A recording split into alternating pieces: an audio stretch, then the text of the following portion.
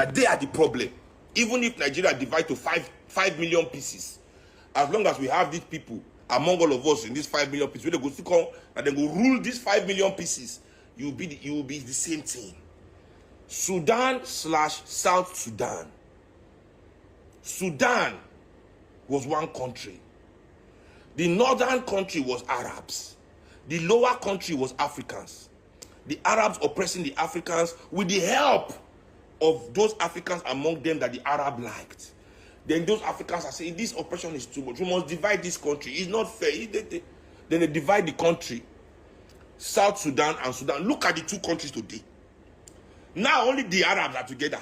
In South Sudan, only the black. The imperialistic needs of their leaders still destroying those two countries. Division can never be progress. The truth of it is that Nigerian elites should gather and look at the Sultan of Sokoto, look him dead in the eye and say to him, let our people go. But they can't look at him in the eye.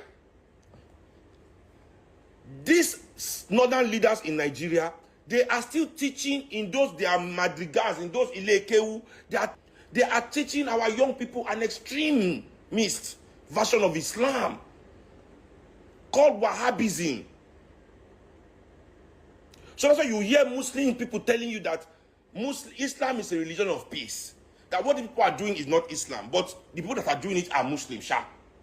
That's what I keep telling them. Yes, you say it's not Islam, but the people doing it are Muslim, and your Islamic community is not doing anything. So stop acting, don't think it's not Islam. We hear, but the perpetrators are Muslims. So you must handle that. Saudi Arabia, where starts the Wahhabism? This is how wicked African people are to their own people. Do. Saudi Arabia now, that spread this Wahhabism, they are doing everything in their power to stop it in their own country. Go and look at them today. They are trying. But in Nigeria, they are spreading it far and wide. They are making it stronger. What we must feed the youth of northern Nigeria, as the youth of southern Nigeria, is Pan-Africanism. That when when we are frustrated, we have no ideology, no African ideology to vent our frustration. Make I tell you the truth. That's the reason why most people come to my life. Because they articulate our frustrations. Because I can vent it from an ideology called Pan-Africanism. If you embrace an ideology, that ideology, if it's true to your development, will always give you way to resist oppression. Our northern brothers and sisters have never been given anything but Wahhabism. That's why when you make them vex, they go straight to burn and destroy. It's not their fault. It's the education that the northern elites are giving them. Because the northern elites, they still have the ambition of carrying out jihad. Is Saudi Arabia doing jihad? How many Saudi Arabian princes are riding around Arabia doing jihad, trying to steal land for their people? How many of them are still doing it? They have settled down. They are building nations. Look at Qatar is hosting World Cup. Saudi Arabia is doing amazing things all over the place. In fact, Saudi Arabia owns almost all the tech companies. They have invested their money far and wide, to the extent that their leader can kill an American journalist, chop an American journalist to pieces, and America still does business with him. America still welcomes him.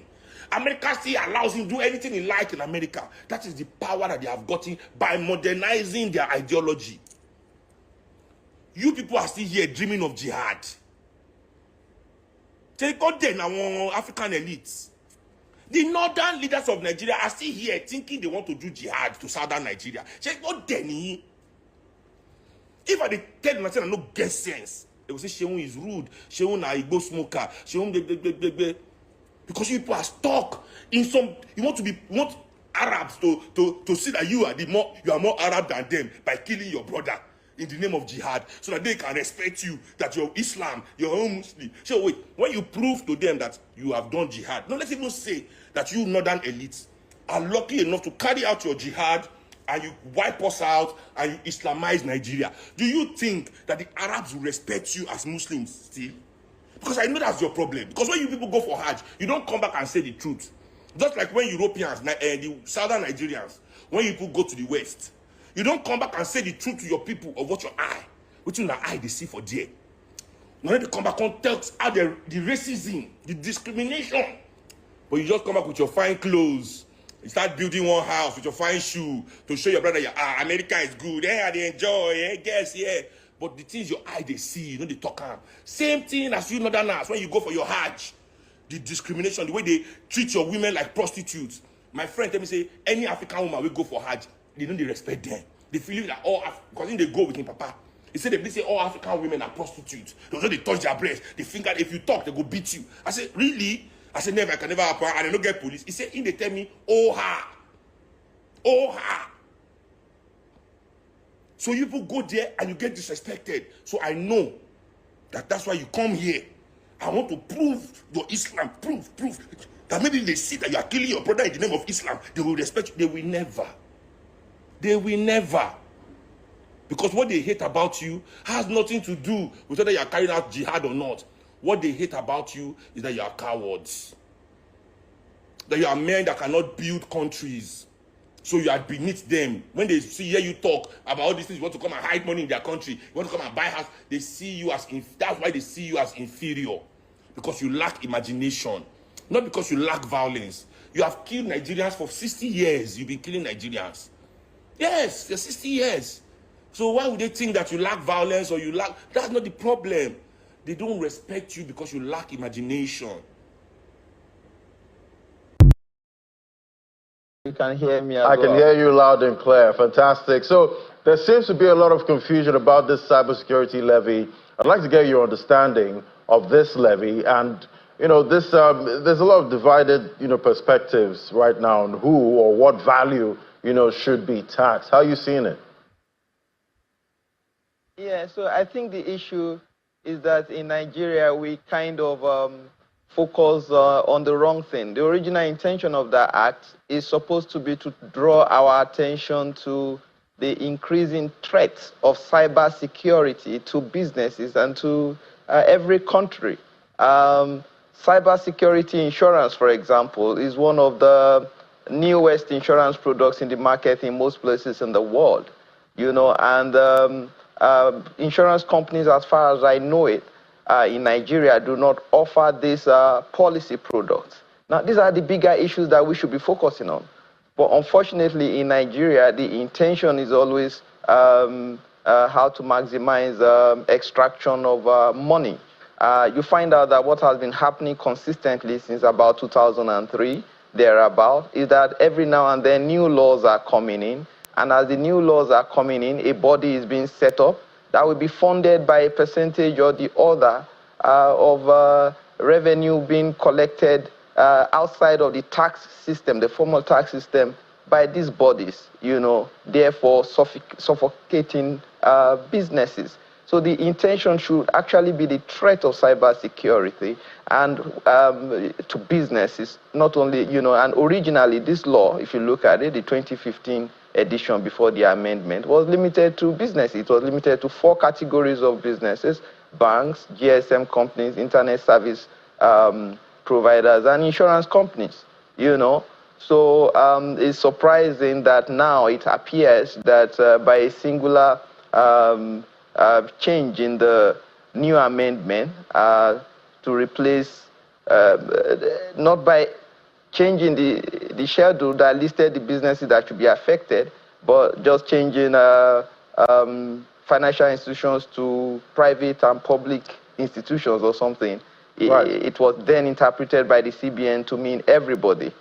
Thank you. All right. Good morning, good afternoon, good evening to you all, my people. It's good to be back again. It's another day. Today is Monday, 13th May 2024. Happy New Week to every one of you right there, my people. I appreciate you all. Do your part by pressing on the like button. As you all know, this is what we ask for every single day. We ask you to press on the like to help us to share so that our voices can go far. Remember, we are continuing from where we stopped. We're talking about the things that's affecting you and I. It doesn't matter if you live in abroad, you live in Nigeria, anywhere you live, as long as you are a Nigerian, the situation of Nigeria is affecting every one of us, directly or indirectly. Thank you very much, my people. I appreciate you all. Mother of all, Mommy Diaspora, good evening to you, Mommy. Thank you very much for all you do. Thanks for your love, your support. and your consistency. Thank you very much, everyone, right there. Patricia Nofe, my dear sister, thank you very much. God bless you. Monsieur Marigi, Madam Albe Ashoko, thank you very much, man. I appreciate you. Sazel Morodion, God bless you all. Ace also said, Ben, Mr. Ben, thank you very much. Sagovo Konga, CXL, Great Mind, Comfort Bebe, Wadia Honors, God bless you all. Tony Africa is right there with us. Kingsley, Ogera Hill, Sazeme, Hegariva, God bless you all. Mother Peggy Modi, God bless you. Thank you very much for joining us. Wichita Morige, thank you, thank you, thank you. Lucy Eno, Winnie Ibinomba, Mike Akembari, Faith Wilfred in the building. Thank you, Binio. I can see right there. Thank you, Evie Jack. Thank you very much, every one of you right there. Madam Helen, thank you very much. All the way from Nigeria. Peter Ife, thank you, thank you, thank you. Madam Nena Obona, thank you. And many others. I'd like us to move on right now. Timmy DB just coming in. Thank you. All right, guys. Yes, like I stated before, our visibility today is quite low. What's happening? Maybe we might get more of it later on. Okay. As you can see on the screen, you can see that right there. Let me remove myself for now so that you can see the write-up. Lady cries out as Lagos state government issues demolition notice just 2 months after she bought the house. You know, I'm going to play the video shortly, which is currently circulating on social media. Then, EDO2024, speak for your candidate as usual. If you are supporting Edo State election, and it doesn't matter if you're from Edo State or not, we should be supporting each other's. Nigeria will support anybody in any state in Nigeria. So when it comes to Edo State, do the same thing. So whoever that is your candidate, please speak for your candidate. As you all can see that our brother gave us a mandate, and many others have given a very good example, even though he's not from Edo State. Mr. Jonathan is not from Edo State. Sorry, guys, not from Edo State. Many others. So, but they are speaking every single day here concerning who they want as the next governor of Edo State. But meanwhile, as you can see right there, Wike frustrated Peter will be out of PDP, not Atiku ex-VP 8. That is vice president, which means Atiku's former aide. Now he took this one command. So, all right. But before we move on, this particular one now is the disheartening story that is currently going on. Somebody buying a house just 2 months later on, you'll be given a note to remove the house. You know what that means? When they say remove the house, it means that the house is going to go down. It's not good. It doesn't look good. It's not, nobody wished to be in this kind of situation. But nevertheless, we're going to be taking reactions from others outside Nigeria Watch before my own panelists will give their own reactions on this later on. But meanwhile, let's watch this short video quickly. We bought that property in February. In February. I have only been there for 2 months. For 2 months. For 2 months. All the hard work, all the sleepless nights, everything. If you are in Lagos, you know how much properties in ATOs are cost. You know how much properties in ATOs are cost. Each time my son see me crying, he will always ask me why I'm crying. Mommy, you've been crying. How do I explain to our son? How? What do I tell my children?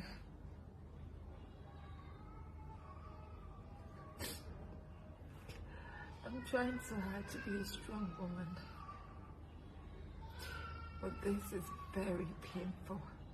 I don't even wish anybody a pain like this. I don't wish anybody to work so hard, so tireless, and face something like this. I don't.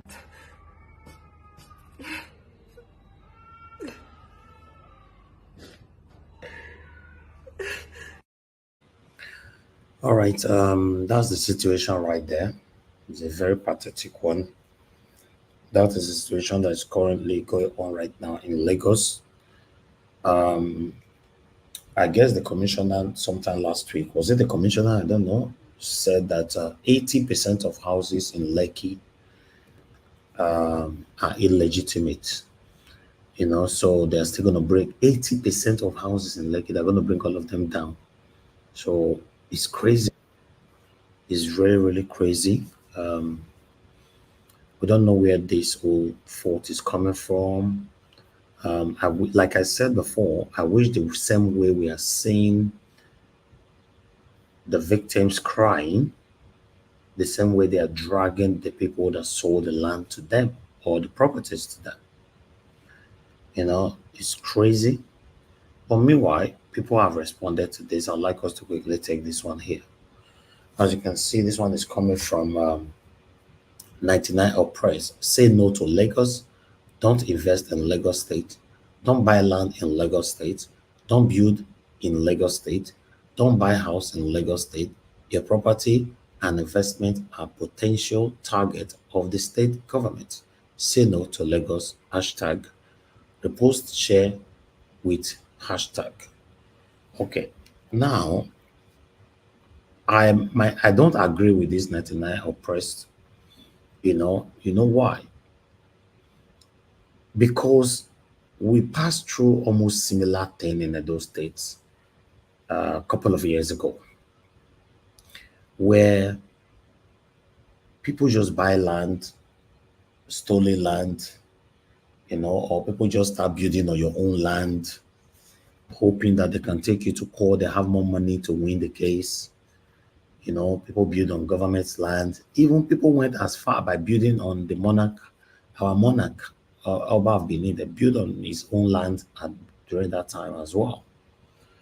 So with the situation in Lagos right now, I'm not sure what is actually happening, even though it's disheartening, but bringing down houses everywhere is not encouraging at all. There should be other way out of this. Since the house have been erected, maybe sanctions, penalties, but let the house be. But I don't know. I'll leave other people to talk about this. But people reacted. Let me see other reactions. As you can see right there, I have to believe the wicked person that sold the land knew about this prior to selling to you. I hope you can take him or her to court and get your money back. They actually responded to this lady. While I have another person here, Okezie, you would open your eyes and buy government land because the family told you they have forgotten about it, Abi. Day of reckoning is coming or has come. Just sue that agent immediately. Then they went on. Ben Samuel is saying, this is heartbreaking. Really? Lagos State doesn't encourage people to invest their hard-earned money in the states. They tag Jide Sawolu right there. Here is another victim of come and invest in Lagos. While we have another person here from Queen Bay, I have no pity for anyone that still invests in Lagos. Those that have invested, this is the time to start scaling down your existing investment to other investment friendly states. Okay. I guess this is the last one here. I sympathize with her and the family. Probably due diligence wasn't done before buying the property. I plead for Lagos government to compensate this family on a compassionate ground. All right, that's all that I can bring on this particular case here. But we also have an article that tally this up, which I'd like to put on the screen to see one or two things that they have to say here. Guys, do your part as I'm doing my own part. I know you guys on the backstage. I will accept you in. Mother Patricia, I can see you. Give us a mandate, I can see you, and others. Please bear with me. So you can see that one right there on the screen. Lady Lament as Lagos issued demolition notice as usual. A viral video circulated on social media shows a woman lamenting the demolition notice served on her property in Lagos State, allegedly just 2 months after moving in. In the video that surfaced, okay, was talking about a video and all that. Okay, I think that article should just go. So I'd like to quickly bring another one in here.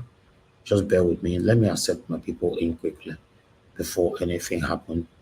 And no say you get away with it for here. All right, I would like to bring out article, other stuff that is happening across the country right now. Luckily, we are done with all videos. Let me take all our articles, then we can move on. Okay, Wiki frustrated Peter will be out of PDP, not article S, articles 8. Okay, eBay said this during an interview on Seun Okinbaloye's mic on podcast monitored by Sahara reporter. Paul Ibe, the spokesperson for the former Vice President Atiku Abubakar, has blamed the current Minister of the Federal Capital Territory, FCT, Winston Wike, for Peter Obi's defection from the People Democratic PDP ahead of the 2023 general election. So I'll just leave that one right there so we can move on time, because I have a couple of articles. I still have about 5 or 6 to go. This current hardship in Nigeria is hitting hard. Gary, not poor man food anymore. Abuja residents lament increasing cost, severe hunger under Tinubu's government. As you all normally say before, say Gary na poor man food. Right this moment, Gary not be poor man food anymore in Nigeria under Tinubu's government. I guess those of you that supported Tinubu or APC, you are smiling right now, right? I'm not going to take that much, so I'll just let that go. Let me bring another one to your screen quickly so that we can quickly take all of them. If any of the article warrant me taking more paragraph, I don't mind doing that. National Assembly urged to amend Constitution, allowing INEC to conduct local government polls. The same man. All right. I thought I should bring that to you as well. I'd like us to move on, people.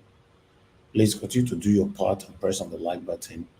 I will check it shortly. Peter will be honored as Nigeria's political icon of democracy. The 2023 Labour Party presidential candidate Peter Obi has received recognition as a champion of Nigerian democracy. The Coalition for Protection of Democracy, COPDEM, bestowed the honors on him at its recent national convention held in Abuja. See, first will not be president, they give an honor. You don't understand. Why would they look for trouble like this? Peter Obi is not president. Now we give an honor. Is it the president? Now the trouble now the fire so. So this man is this important. And wow, I don't know if it will be important like this one. Anyway, let's take this one. Breaking: Nigerian Court of Appeal in Kano reduces Bala's 24 years blasphemy sentence to 5 years. Now only Nigeria will see all this kind of thing. Blasphemy, you go in for 25 years. You'll be like, say the country, man. Hey, what a country. We they see people, they talk anyhow about Christianity, they talk anyhow. Everybody just move on. Wow, what a country. Anyway, let's move on. I think I have 2 more to go, but I hope so, but I'm not promising. Rivers State, not the crisis for them, not be here. They think they scatter everywhere they go. Rivers crisis, Fubara cannot tell legislature where to meet, says Falana. Falana talk to Tinubu for us. This one they call the shoot bad, so everybody they hungry for Nigeria. All they talk good. I don't understand. Talk to Tinubu for us, Epa. You get voice. So we have another pathetic one, which I don't know why this happened. But as we see, I'm not the character they given as you know, Nigerians, we don't carry fake news here. You see that Nigerian custom officer shoots self-dead in Abuja residence. Why will a custom officer do this? Why? What happen? Eh? What can happen now? I've been a hunger still reach this area so. Hey God, oh, this country, Nigeria, it's in BRC ghetto. To be honest, just BRC ghetto. Anyway, it looks like I have one more to go. Yeah, one more to go. Yeah. No, not the one more, not the one more. You will be done to celebrate. Calm down your body to the heart. All right. As you can see right there, our business is to make them fear till they make mistakes. Wike turned Fubara acknowledges his supporters in Rivers Assembly. Now, hear that word. Our business is to make them fear till they make mistakes. Okay. Nothing. Waiting on the happen for Nigeria doesn't exist though. Now, only Nigeria now we see many things happening like this. But meanwhile, this one, when I see for screen, so many churches in Nigeria are set up just for business purposes. Bishop Lamet, thank God, saying that Bishop, they talk this one. Ruben Abati come post them because now me just now people people don't call in now. They tell me say stay away. I'm a pastor, so and I say the source. They want to go beat Ruben, I come beat that reverend, beat all of them together before I come here. The Catholic Bishop of Yola, Stephen Maza, has lamented the growing number of churches in the country set up as commercial ventures to make money for the owners. The cleric lamented that many people are going into ministry and setting up churches just to make money and live in affluence. Speaking on Sunday at St. Augustine's Catholic Church, Bekaji Yola, where he presided over a mass to mark this year's World Communication Sunday of the Catholic Church, Bishop Maza said many people just want to become general overseers and own a private jet. His word, unquote. Even the Holy Spirit will find it difficult to count the churches in Yola. Hey, God. Now only Yola he talks, so he never even reached Edo State, never reached Lagos State. You know? Even the Holy Spirit we find it difficult to count the churches in Yola. Churches are set up today just for business. Then he went on by saying, Bishop Maza recalled a particular experience when the general overseer of a particular church asked him to buy his church because the church was not yielding financial fruit. Unquote. The general overseer approached me to buy his church. He said things were not moving well for him, and he knew of a place where things would work and where he wanted to go, he said. Speaking on, hey God, more move on. Some people they can't defend this one later. Say I like our people. They'll defend anything. Say these people don't dare them. They'll come tell you that say, don't talk to my pastor anyhow. I told you guys that many women now respect their pastors more than their husbands. You just in a lie they talk. Some women deliberately do this, while some of them stylishly do it, or some of them indeliberate. So depend. The ones where they do and deliberate, you they know them. The one where they do indirectly, we don't know all of them. I said I go tell you, say food day micro, you go warm out yourself. Say I'm listening to my pastor. It's happening. Not just in Nigeria anymore. It happens both Nigerians in abroad. They respect their pastors more than their husband. They prefer to go on their two knees to greet their pastor than to go on their two knees to greet their husband. When it comes to their husband, they'll tell you, how can I just be worshiping man? How can I just be worshiping man? They'll see you in the morning. They will not go on their knee to greet you because no, equality, voila, they'll come. No, na 50-50. But their pastor, they'll go on their two knees. So it's a big problem, big problem. But I don't want to turn it to religion thing this evening. but it's a fact. You guys know what I'm talking about. You know, a child will be crying, a wife will be listening to one particular pastor. You'll be listening. A child will be crying, "Mommy, I'm hungry." They say, "Wait, what God cannot do does not exist. Wait." The child say, "Okay, mommy." Then the child will constantly remind them after 15 minutes, "Mommy, I just told you earlier on that I'm hungry." Say, "You wait now. What God does not do, how the talk, what God does not do or God cannot do does not exist."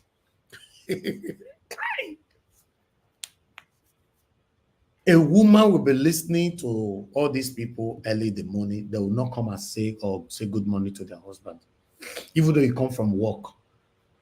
Many of una will be men. Una know what they talk now. You are passing through this thing. Because they may not be pastor now, not believe what they tell you now. And only pastor that they listen to for Nigeria. The husband go open door, enter house in the morning. The woman will be listening to what God cannot do does not exist. The man go enter house, carry coat or whether a coat or suit, whatever they call them, carry enter house by say carry briefcase. Because now briefcase they cause a big suitcase or whether anyone call up. Later I go come get, "Oh, welcome, honey. Sorry, I was listening to what God cannot do does not exist." Listen, a lot of us have a long way to go. If I speak right now, some of you might think, "Oh, Najawo, you are too harsh." Yes, I'm very strict. I tell you now, I'm very strict. I only just, being careful not to offend people sometimes. There are some things that you don't allow to happen twice in your home. There are some things, except that man, you are naturally useless. You are a dependent to your wife. I'm telling you, there are some things you don't allow to repeat twice in your home. The boy you wear, they say you need to greet your pastor, you stand, greet me. Let's leave that. Like I said, many of you go hate me. Many of you that is biased, when I know they like all these kind of things, I'll leave it for my people to always talk on it. Listen, man, if you have a good wife who respects you, adore you, I bet whole lamb, they tell you, whole lamb. Listen, nobody's perfect. But that respect where they give you, so your whole lamb, until she can't do what God does not do for your head, then you are finished. You are dead on arrival. Good morning, good afternoon, good evening to every one of you, my people. I appreciate you all. It's time for us to move on right now. Should I take calls? Madam Patricia, thank you. You're on the backstage. Thank you. Okay, let me take calls quickly. Let me take calls before I come to the people on the panel. Thank you, my wonderful people. If you want to call in now, this is the best time, If you don't call in now, then I'm moving on. Somebody saying on the comment section, Najawo, please don't stop, continue talking. If you let me talk for here, they go hate me. I don't want they hate me. Hello, sir. Good evening to you. Yes, sir. Thank you, sir. Good evening. Good evening, sir. Good evening, my brother. Good evening, sir. All my Dawes family. And yesterday Ogashimizi, I bet this matter make you talk. Put me the non come hate to let me. May they still hate you. Talk for this pastor and women with the respect their husband, respect their pastor past their husband. My brother. May they still hate you small. That's true. That is true. You see, they prefer to serve their duo. Serve them with a breaking plate, even serve their husband with a rubber plate. And believe me, this thing, it can never go away. They worship, they respect their daddy duo. You see, they call it daddy. Even if they can come to your house, they will call you Papa Emeka. Papa Emeka, they call daddy duo daddy. No, Ogashimizi, they go tell you, say, Papa Emeka, food day microwave, go and warm it yourself. Yes. They say, they go use their time your food day there.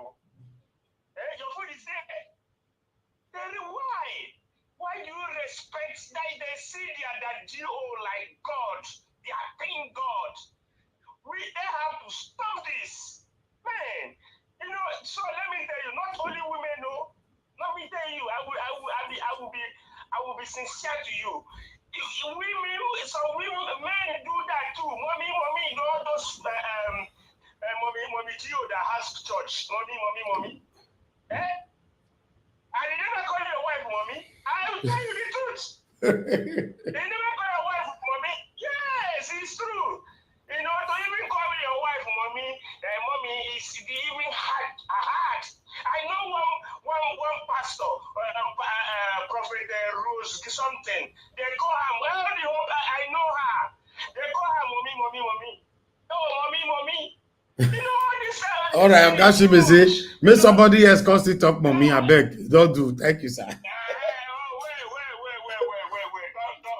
never finished. See, let me tell you something. You see, issue of demolition. I said something last week. The issue of demolition is wrong. It's bad. It's satanic. It's evil.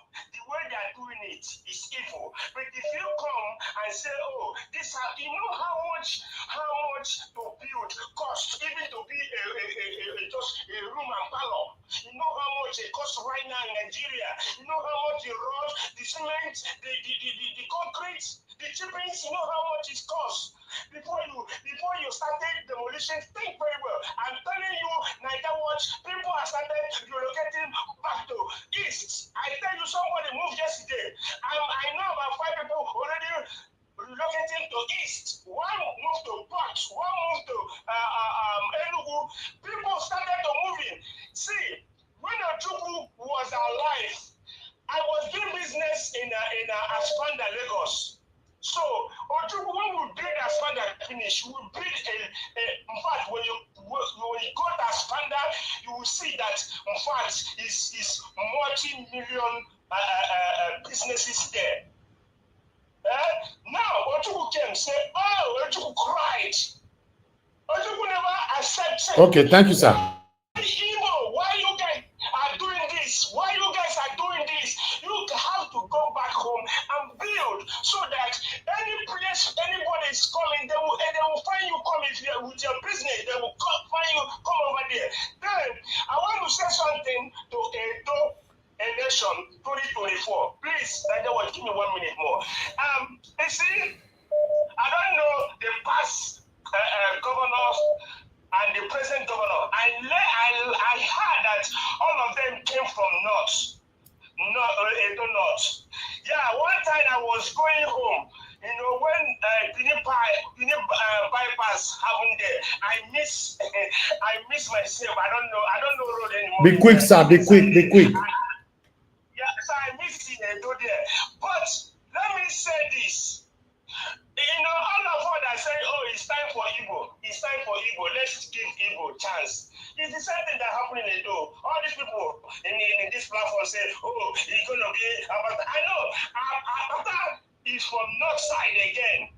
So let's give Aswe Igadaro a chance to become a governor in 2024. Come November 2024. Please, my Edo people, vote for Aswe Igadaro. Please.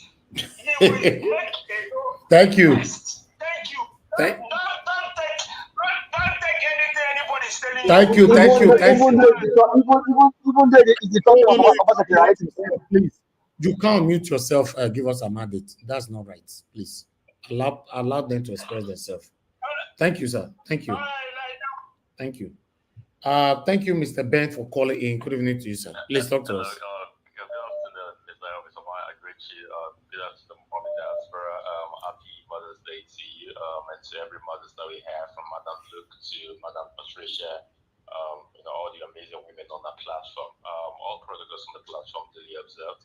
I just want to talk about the old pastor scenario, religion scenario in Nigeria. You see, apart from the political class that have killed that country, the other big problem in that country are our religious leaders.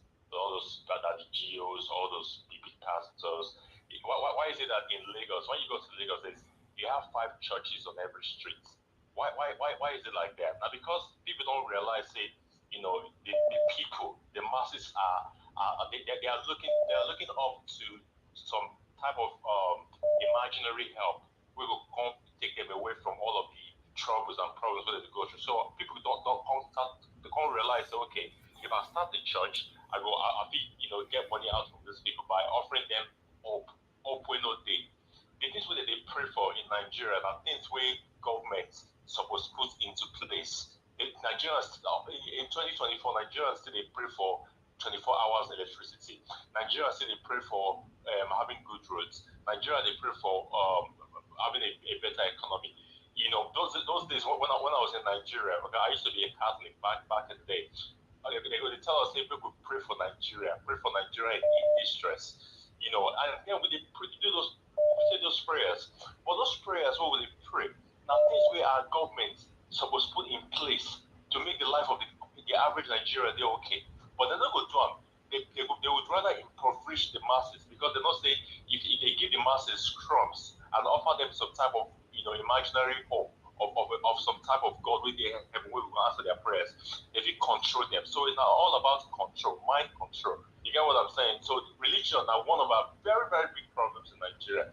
And for the lady that was crying out that demolished their house, you see, all of those demolitions there's a political undertone, you know, towards it. You know, why we see now only Lagos this thing that happened? And that's because during the election, a lot of people voted for Peter Obi, and Peter Obi won that election in Lagos. So all of those houses where they demolished, most of them are non-Yoruba people, either the Edos, the Igbos, or people who will not be Yoruba. And most of them are their houses that they demolished. So there's a political undertone, you know, attached to it. Why they not demolish houses before the election? You get what I'm saying? But when they say, man, say they need to nip this thing in the bud now. That's what they do right now. For Wiki, the man they always behave as if he be All right. God, as if he will live forever. And for EDO2024, one second, sir. For EDO2024, I said as well Godalo should be the governor. But when I heard Olivia Peter spoke weeks ago, now I'm caught between two candidates. And the Edo people, when I get, I go make the choice. When I want to continue with your master secretary, or when I want the new face, the choice is yours. Come on, thank you very much, sir. Happy Monday. No. Wait. I don't understand you again. You say when you hear Olumide talk, then you can't change your mind. Now Olumide you can't support Nabi. Because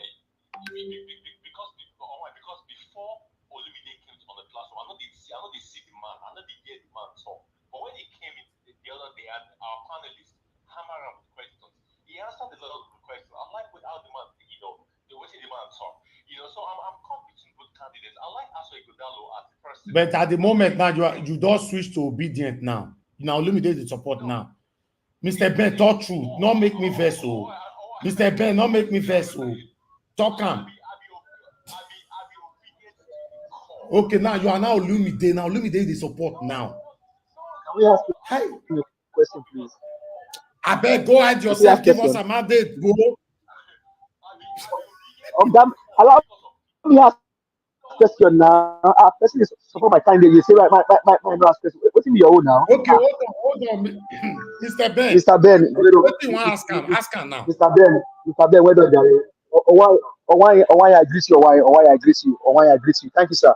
I mean, you are not behind the right person. Can you just please help me tell the other people the reason why you support Olumide Apata? Just tell them once in one sentence why you support Olumide Apata. Why they put words in his mouth? Who will put door for this man? Say? Now you allow my person to speak now. Allow him to speak.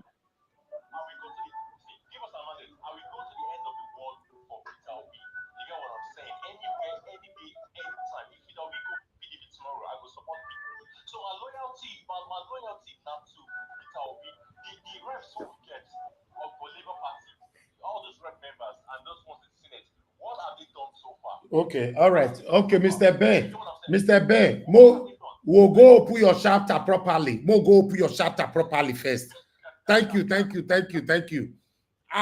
Ben, don't go buy another garment. Oh. Thank you very much, Madam Origin. Thanks for calling in, man. Please talk to us. Good evening to you.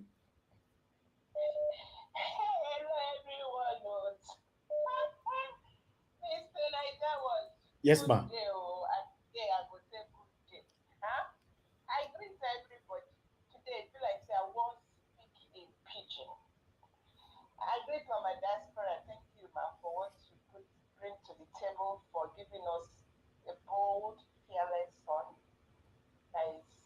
You give me hiccups more today than yesterday, but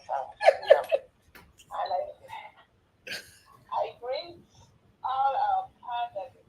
I greet all the ninjas. I greet this platform is great. I look forward to coming even when I don't want to put my feet on fire and continue. Straight to the point, you all know why we come here. We come here because the civil duty. We come here because the objectives are clear. We hate what is going on in our country. It is not looking good, but there is hope because we continue to educate ourselves. We are going to remove the brainwashing and then be a voice of conscience to those that matter, that's supposed to effect the change, but I think they don't know what to do. Beautiful house, nobody is home. That's what I think Nigeria is, because the adults are confused. I bring to you say you keep, please, Mr. I don't want to leave us women alone. We know you're a problem. The women, we know you're a problem at all. You see, we are so, you people have reduced us to servitude. That is what the problem even is. You people have made us to support. We now serve you people. The husband will want us to start, bring water, wash their feet, say yes, sir, and do all the good things. Even when we do all the good things, find one for the beat us. Say we didn't say it correctly. You see, even from look at the politicians. I think the problem with Nigeria is the men are enjoying the dividends of the servitude they are getting that they don't want to let go. When a man takes a position, he becomes a god. Look at how wicked is rubbing the nose of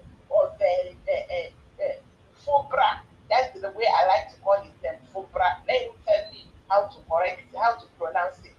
And the people of the Port Harcourt or River State, because he made himself a god, he collected all our money, put inside his pocket. People, look at how he collected 27 students, human beings, men, running after him. He tell them, jump out, they jump out. Is that not as a result of the servitude that the culture has imposed on us? You look at the traditional rulers. Where do we start to talk about pastors? Everybody is enjoying the dividends. They want to be worshipped. Everybody, we are looking for way out. Then even when we do all the right things, we still punish us. I beg you, Mr. Niger, what? No verse. We don't suffer time for that country. No verse, man. God bless you. That's all I want to say today. Thank you, man. No verse. All right, Mr. F.A. Thanks for calling in, my brother. Please talk to us. Good evening to you. Yes, Mr. F.A., go ahead. Offer everything, your pot, your gari, turn everything down, please. Okay, go ahead. Talk to us.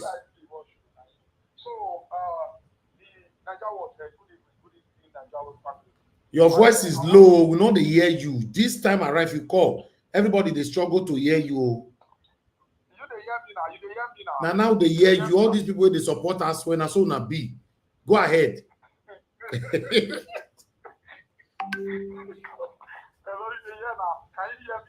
Okay, go ahead, sir. I said go ahead. You are good. Okay. See, first and foremost, I want to give us our money. Give us our money, I beg. This one will just carry Olumide matter. I hope it's not because of that name where it disappear. Because I never see the reason why you just carry a matter like that. And see, let me just promise you, the end of the day, now after you go down, we'll still win. You understand? If you dare Nigeria watch WhatsApp groups in the hot, anybody, no know, say, go, he get the full confidence, say, Olympic Apatago, we fall out with your 1,000 euro free money, collect power, everybody keep quiet. My brother, they don't tell me say na gamble na come they do for inside that WhatsApp group for 1,000 euro. Now they bet now. Gamble there. We're not the gamble there. Not be gamble. Now not be gamble. If you have the full confidence, fall out, don't say anything. If give up a year. No. Mute yourself now first. Let him speak. Let me go straight to the point. The matter be say, you see this demolition where they demolish people house for Lagos. So now obedience house now they demolish. Allegedly. People will support Peter Obi. Allegedly, sir. You are not sure. Allegedly. You are not sure. Allegedly. Sorry, sir. Yeah, sorry. You are right. Allegedly, because I never see the reason why. That's where it gets clear. Because they destroy people house. And the reason another thing, I want to say Nigeria still with. Do you know why? What did they happen for Nigeria today? Because of now the wickedness of Nigeria. How can a country where God settle down bless? We get everything. Even people, Europe, even James, they tell us say we get money back there. But you know the country is still like us big. According to our president of America, President Donald Trump, he said Nigeria is a shit hole. Those are the reason why. Because God they punish us because of our wickedness. Because of our wickedness. How can you destroy people? How dare you? Even though they don't have your phone, there's a way to do it. And without giving them some money to start or to build another house, you don't demolish it because of the name of you build house for government land. It's not fair. This is wickedness. They have to stop this thing because God is best for Nigeria. Then let me go straight to this fake pastor. See, every time they talk, anybody I send money for Nigeria, you go use my money, pay tax and not free. You don't enter one chance for my hand. If you want to win my hand, inside the money when I take give you, take for instance, go back to give up manage home. You don't do the best job, or even the back one they give you. If you use my money, pay tax and not free, you are on your own. If I hear that, what I go tell you, because they know of all this nonsense. Church for Nigeria, out of 100 church for Nigeria, now only 5 church, that's the green church. And that 5 church, you know, easy to get. And that 5 church, very smallest church, but I'm there, God, for the year for prayer. So we don't need to deceive ourselves again. Nigeria don't wake up. Then let me go straight to our Edo state. Now, halfway now get election because the man everybody support her. Now innocent person. He never offend anybody. Let's say the truth. Now that was thank you, sir. Thank you. Thank you, sir. Thank you very much. Let her run, okay, let her run like that one. Hello. Now somebody on the phone, please, everybody mute. When you get to your time, you can respond to it. Thank you. Hello, thank you very much, Mr. Tony. Please talk to us. Good evening to you. Okay, so you know, these discussions every day don't begin to make my belly. But today, I started to call in just to also blame you a little bit, sir, because I see that in your introduction, you were pointing at some people as not being from, probably you were joking that, you know, like Oga mandate is not from Edo, and then Jonathan is not from Edo, but they still key to the Edo politics. That was wrong from you, because this your Nigeria Watch media, having the #1 home. Anybody that's a member of this group is also qualified to be an Edo person. And then we have people, you know, you don't know whether, you know, is from Akoko Edo or from Usain or whatever, or from Olugo. So you don't have to say that. And that is what gave that audacity to my brother, Efe, to be saying that because of the name, which is very wrong. Oga mandate, you know, give us a mandate, or as I like to call her, a mother. It's only just key to be something. It's a Labour Party diehard member. That's what is. You know, it doesn't care whether the guy that is representing LP is from Olugu or is from Ijebu or from Auchi. He will see key to that something because he knows that because he's a diehard #1 OP supporter and then LP supporter. That's all I have to say, sir. Mr. Tony, thank you, sir. No verse. I don't pick another one. You say that's what you want to say. Don't let me go pick. Anyway, good evening to you. Your name and where you calling us from? Hello. Hello, I can hear you. Your name and where you calling from? Okay, Mr. Wale, talk to us, sir. Okay, Mr. Jawas. Yes, sir. Pastor. Hello? Okay, hello, can you hear me? We can't hear anything, no. Okay, what about now? Can you hear me now? Okay, you are good now. Go ahead, sir. Okay, now I just want... Your network is failing. Esme Gudano is a good man. He's a very good man, right? He's a pure person. But that party where Gudano is the problem because the people that they don't want, all the criminals, all the people that were best all Nigerian people, they are the ones that are going to campaign for him. During the campaign, I think it's going to be there. There's no that. And Esme Gudano of Edo State, also a PDP. Without the PDP, there's no that. So if you want to support to be, if you want to say with PDP, stay with PDP. Always just remember that if Asiagwe Gudalo is there, it means that it's still the same PDP. They want back in power. They should remember that. And during the next election, if I want to contest again, I want to go through Labour. Esme Gudalo, we campaign for PDP. Definitely, I think who's going to take the ticket again. They should always remember that every time go down, it's not only the person who is in a PDP party. PDP, he cannot do anything without the party. Eswe cannot do anything at all without the party. They should always remember that. So if they are saying that they're supporting Obi and they're supporting Eswe Gedado, if you want to support Eswe Gedado, do that you're supporting PDP, not Obi. They should always have that in mind. Thank you. Thank you, sir. Thank you. All right, callers, please let me come back to you guys. Let me go back to the panel. I appreciate every one of you, my people, your time with us. Thanks for your time. Good evening to you all. Good morning, good afternoon, good evening to you all, depending on your region. We need to start talking right now. I would like to start with the first person on the panel today, which is Madam Patricia. Thank you very much, ma'am, for joining us. Good evening to you. Please talk to us. Good evening, Mr. Elvis, and good evening, everyone, or wherever you are joining us from. Good afternoon and good morning, depending on your time in your the time zone. So for me, it's evening, and for other people, it can be morning or afternoon. So I welcome you all, especially to Niger Watch family broadcast, and of course, Mommy Diaspora, I love you. Thank you for holding out, being there for every one of us, because you are the one that started this program. You are the first person to click, the like button. So, and we all click after you. So please, everybody, do us a favor to click on the like button, the thumbs up, press it. We need to get this broadcast to everybody, everywhere. So please click. It doesn't bite, It just doesn't even take you 1 second. It's less than a second. Just press it and it's done.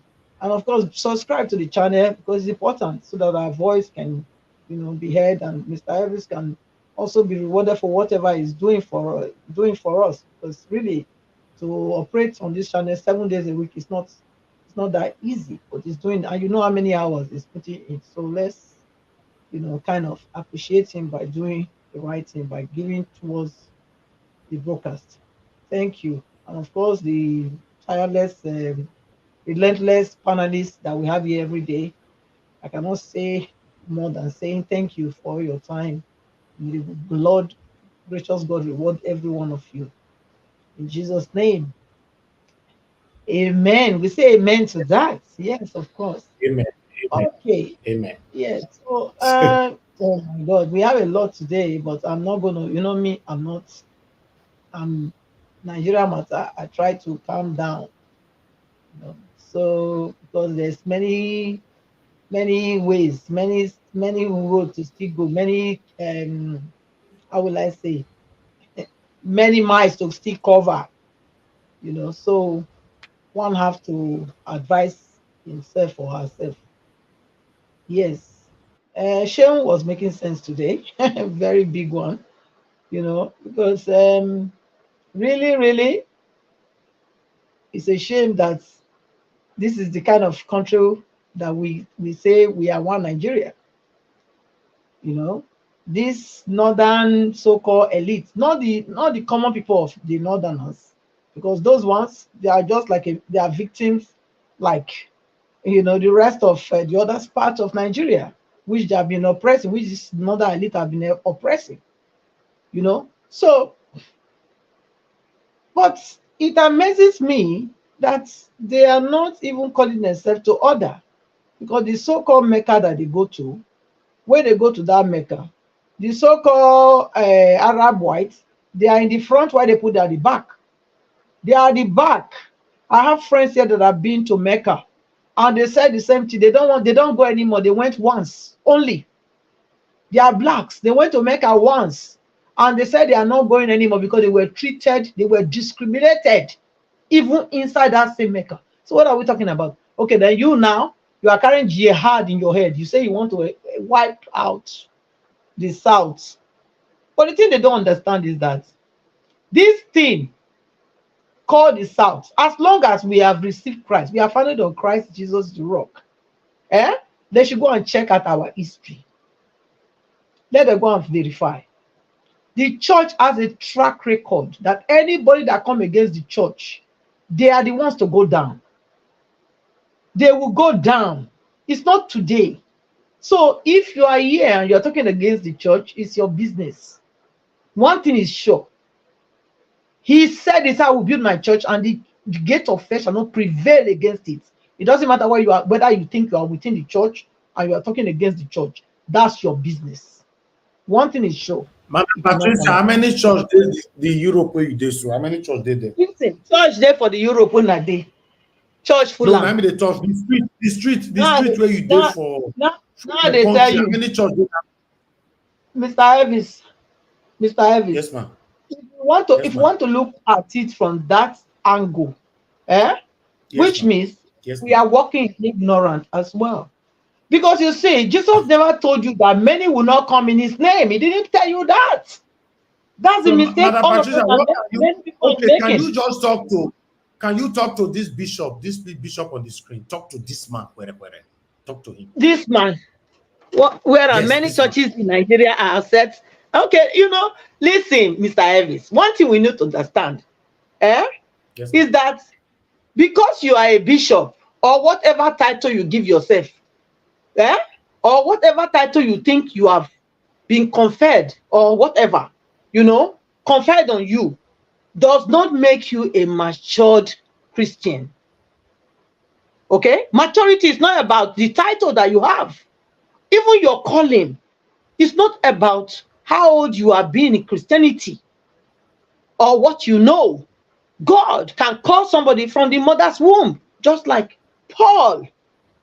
Paul was called from his mother's womb, and he testified, he attested to that in his own confession. But was he not among the people that that stoned Jesus to death? Yes. And when he realized, he said he did it out of ignorance. Stephen. Okay? So, you know, these things are too deep. It's not so, look, that so because he has gray hair. Do you agree with him? Many churches in Nigeria are for business. Do you agree, yes or no? Listen, these things are already there, Mr. Elvis. If you don't study your Bible, you would think, okay, these people are. No, wait now, Mr. Elvis. They're already in the scriptures. He said some are making merchandise of the people. What is to make merchandise? What is to make merchandise? The Bible says they will make merchandise of. No, but Mr. Elvis. No, yes, now, because you see, that's why it's good to be knowledgeable. Because when you are not knowledgeable, these things will move you. They will move you because you don't know. Two questions I ask you, you could not answer none. The European they stay. Mr. Elvis, they have dominated their country. That's one. Yes. Two, yes. Do you agree that churches now in Nigeria are for business? Listen, Mr. Elvis, Now the same thing me and you they talk. You know, we have already gone this line before. When I told you something, when I made a comment here that the churches here, the government have taken over them and they give them amount from the tax of the people, which I addressed here, and you said no, it doesn't happen. But I said go and verify. Mother Patricia, in your country, mushroom churches, do they give them room to establish, or governments invest in churches themselves? If what? Sorry to say. What did you say now? Let me get your question correctly. Small churches, mushroom churches in your country where you stay, in Europe. Yes. Listen, they give yes. them room to establish. Yes, you can establish a church as long as here, for example, when you want to establish a church, they have a procedure, which means all you need is you have like a board of trustees. You know, it's like an NGO. You understand? Okay, Mama. An annual meeting. This is a conversation between you and I now. In the same Europe where you did so, you know. What they give you now? Say how you take the open church here? Now they tell you so. How many churches do you have in your city? In this Copenhagen. The research for you now. Yes, now it's more. It's over some thousands. You can look at it. Look at Google it now. You can Google it yourself. You go reach like thousands in this Copenhagen. It should be, yes. No, that 1,000, for example, 980 in a Nigeria church. I'm talking about the one. Listen, whether Nigeria or no Nigeria, there are churches. Listen, the body is one. Okay? The body of Christ, we have to establish first that Christ is not divided. It's we human beings that try to divide Christ. Christ is one. Okay. All right, let's go. Okay? He said we are one bread, one body, one communion, one Holy Spirit. You know? So one Father. That's what he said, the church. Okay, so finally, where did they screen? So you never answer, Mama. Do you agree that Nigeria church are set for business purposes? Bishop, I don't agree that I don't agree that Nigerian churches. I don't agree. You can say some Nigerian churches. I can agree with that. But if you say Nigerian churches, which means you are including everyone, which I disagree. Listen, he said many. Yes, you can say many, but then again, many does not mean all. Okay? No, yes. I'm saying, but do you agree? I can agree with this, you know, but at the same time, it's not a news. It's not a news. It's not a breaking news to me. It can be a breaking news to him. How do we know true pastors and fake pastors? Please tell us. Yeah, you know, so not true pastors and fake pastors, you have to first know the scriptures. You see, if you don't know the scriptures, you cannot use your eye. You don't have a thermometer over them, okay? Because some people want something that is sweeting to their ears. I don't know how to catch this, my mama. You know how to catch me. Mama, wait. Mama, may you wait. Okay. Do we have true man of God in Nigeria? Yes, there are. Okay, yes. There are good. Wait now. Wait, okay. You want me to name them for you, Abi? You want me to name them? Oh, I beg. Tell me 10 men of God that is true man of God in Nigeria. Then we'll move on. Listen. I'm not going to worry. I'm not going to talk about this matter again.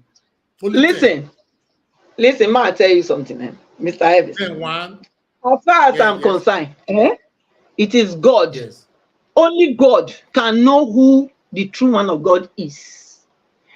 Because what? I don't have that ability. No, I don't have that ability. I'm not God. I am God in the sense that over my life, over to supersede what is about my life and everybody that God has given me.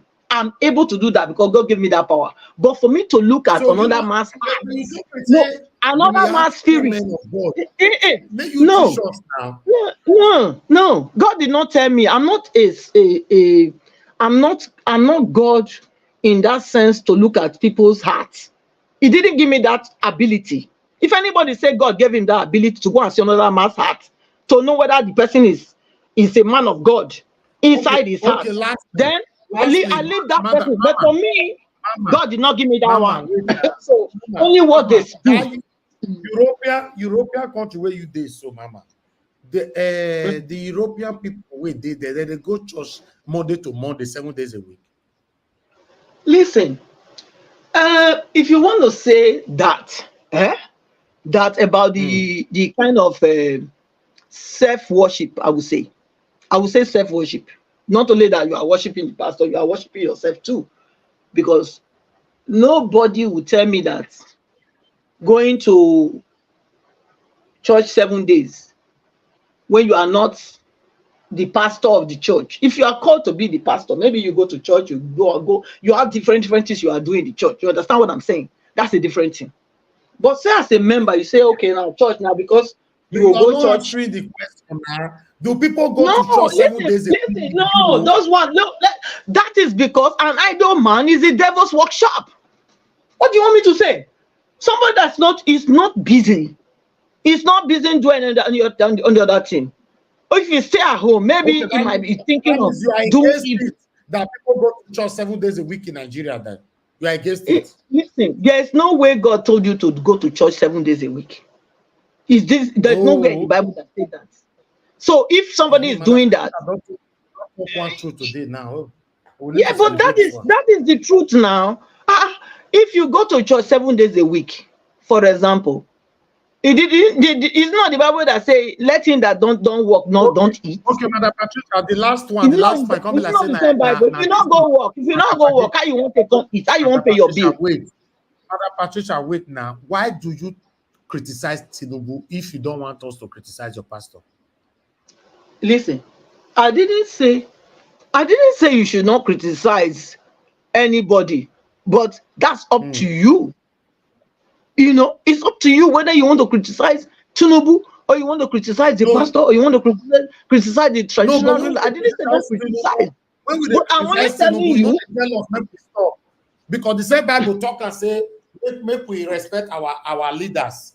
You No, know, not the leader. No. It spelled out what a leader is.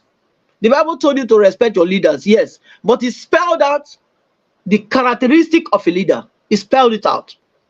Mama, I think ask you a question. Wait first now. Wait, I never finished. Make an answer and first. Okay. He spelled it out for you. What the characteristic of a leader is. He said leaders. Even for Bible. They are there. Characteristic of men of God, men of whatever you are called for the Bible. It did Bible. It did chapter 16, verse 18 for that place. It did chapter 16 for waiting. Where for chapter 16, verse 18? It is Bible.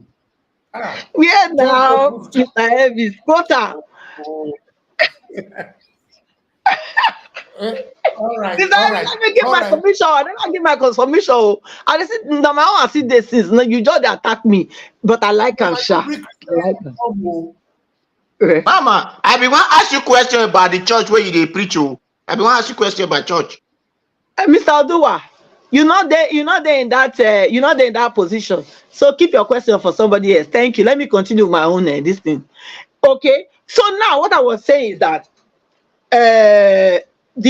our black people, our black brothers and sisters where they go Mecca, you know, they know how they discriminate them there.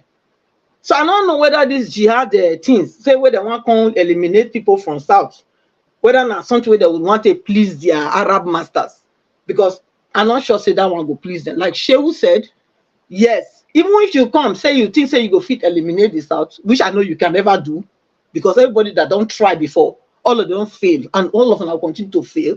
So it will never be, because the reason why they really hate you is that you cannot fight for yourself. You cannot fight for your own. You hate your own person, yourself, more than you hate others. That's the reason. So the northern elites, go and use your tongue to count your teeth. It's high time you understand that this thing that you people are doing is enough. If your forefathers were strong, they shouldn't have colonized, they shouldn't have revolutionized you or make you a Muslim. because you were not Muslim from before. You had your tradition before they came and did jihad on your parents. Your parents were cowards. That was why they submitted and they gave themselves as Muslims. They converted from their traditional worship to Islam. So because your parents was coward, they did. And that's why Islam, that's how Islam came to Africa. Okay, they carried out a jihad. The people that didn't want to submit to Islam, they died. They killed them. It's only the ones that submitted, the cowards, they were the ones that submitted to Islam. And these are the ones today that are telling us that we don't know what we are doing. You want to carry jihad on us? You cannot carry jihad on us. It's not going to be possible. Your fathers were cowards. We never submitted to jihad.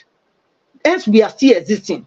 And so, if you think you can do jihad in Nigeria, you will be surprised on that day that you will put your sword on yourself and kill yourself. That's what will happen. I'm prophesying to you people. You have your plan. God has a plan for Southern Nigeria.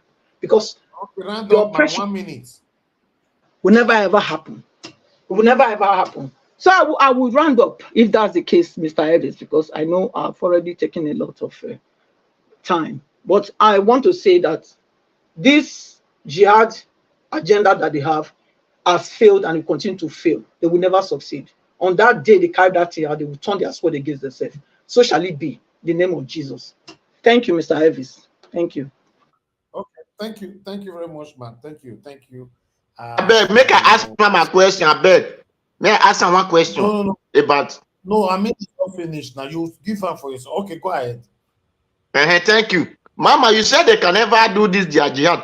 This thing that they are doing, that people cannot go to farm, they cannot go live from state to state and travel. What are they doing? What is that? No, they go pray put. They'll pray put. Listen. Yes, I will answer you. If they are not cowards, why are they not coming out at once? That shows you that they are cowards. Why are they going to sneak on people in the bush? If they are bold, let them come out. Let them come and meet us in the town. We will face them head to head. So tell them, since you think that jihad they are carrying out, they're not carrying out any jihad. Why would they sneak on you and kill you in the bush, kill your mother in the bush?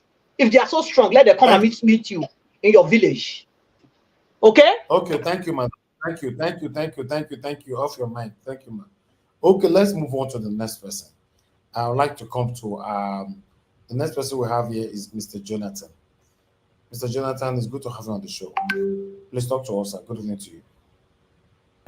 Oh, thank you very much, Mr. Elvis. I was thinking that give us a mandate. Thank you very much. Greetings to. No, after you give us a mandate, then Madam Luke. Oh, okay, all right. Thank you very much. Thanks. I greet everyone. Thanks to all the panelists and those that are on the comment section, those that are listening. I greet everyone. Please take time to like the broadcast and subscribe as well. And God bless you. I think on this Sheun's comment, I think Madam Patricia did justice to that. I will you see this cyber security thing will not go away, but at least for now it has been suspended. And that is good, and that is another indication that everything that is going on the social media is working. The opposition being played effectively by Mr. Peter Obi is working. Everything we are doing on social media is working. In fact, much effectively than what even we expect. It's really working. And because of the opposition that came out strongly, Mr. Peter Obi's comment, and all Nigerians that came out using the social media platform, because majority of the comment or opposition against this levy wouldn't have had the opportunity to express themselves through the mainstream media, that would have been impossible. The mainstream media will not accommodate them, will not give voice, will not give the chance opportunity. If it cannot be through the mainstream media. The social media did the work. It was the social media. If anything, they use the mainstream media to perpetrate it. They will bring their surrogates to continue the lies and the propaganda. And it has been working. And that is what they have been doing. That is the reason why we tend to see Nigerian politicians or government not to be responsive, not to be listening, because people want to talk.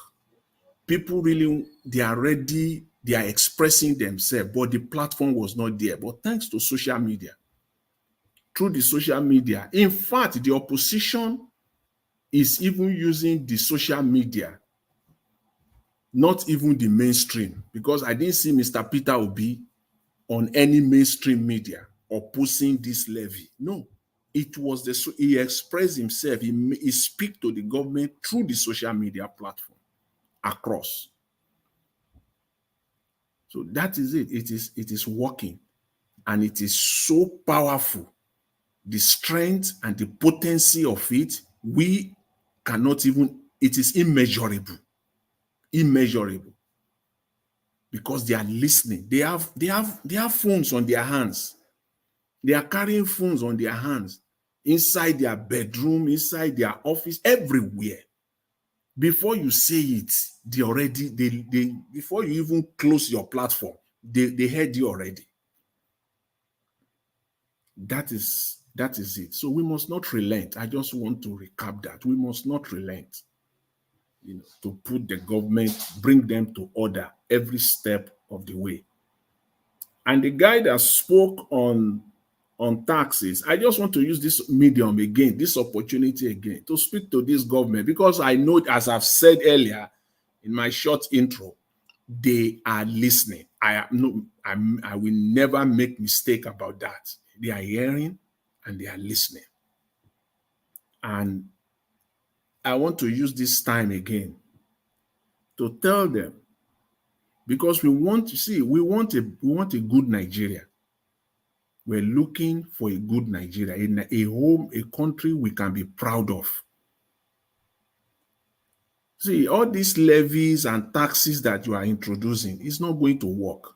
This government, you have the fantastic opportunity right now, a fantastic opportunity right now to embark on a massive construction, road construction, housing and road. This is, there is no any other shortcut. This is what you must do. Stop wasting money and resources. Stop globetrotting the whole world, looking for foreign investment that is not there. As they say, charity begins at home. Start massive road and housing construction in Nigeria, using both direct and indirect contract system. Bring millions of Nigerians to jobs. Give them millions. This is not the old ways where you will award the contracts to your cronies, where you will award the contract as one gentleman that spoke in one of your videos that you presented today, that awarding contract to a 3-day-old company. No, that is not what it is. Awarding billions of naira contract to a company that was just established or incorporated 72 hours ago. No, that's not what I'm talking about. Embark on this. Give contracts to companies, Nigerian companies. Give contract to the bricklayers. Give contract to the carpenters. Give contract to the plumbers. Engage Nigeria. Let the money goes to them. You will employ millions and millions of Nigerians. You will take millions of Nigerians out of poverty. This is, again, a piece of cake. as Alex Oyema will say, you can start that as in yesterday, Mr. Tinubu and your people. It is not rocket science. If you are really serious, this is a test for you. If you care about the Nigerian people, you want to get Nigerians out of poverty, you want to reduce the employment rate and put money in their pocket, embark on a massive road and housing construction across the length and breadth of Nigeria. Start it in every local government area of Nigeria. Employ Nigerians and give them jobs. If you do this, then you are starting. So that we're not just talking, we are putting ideas on the table.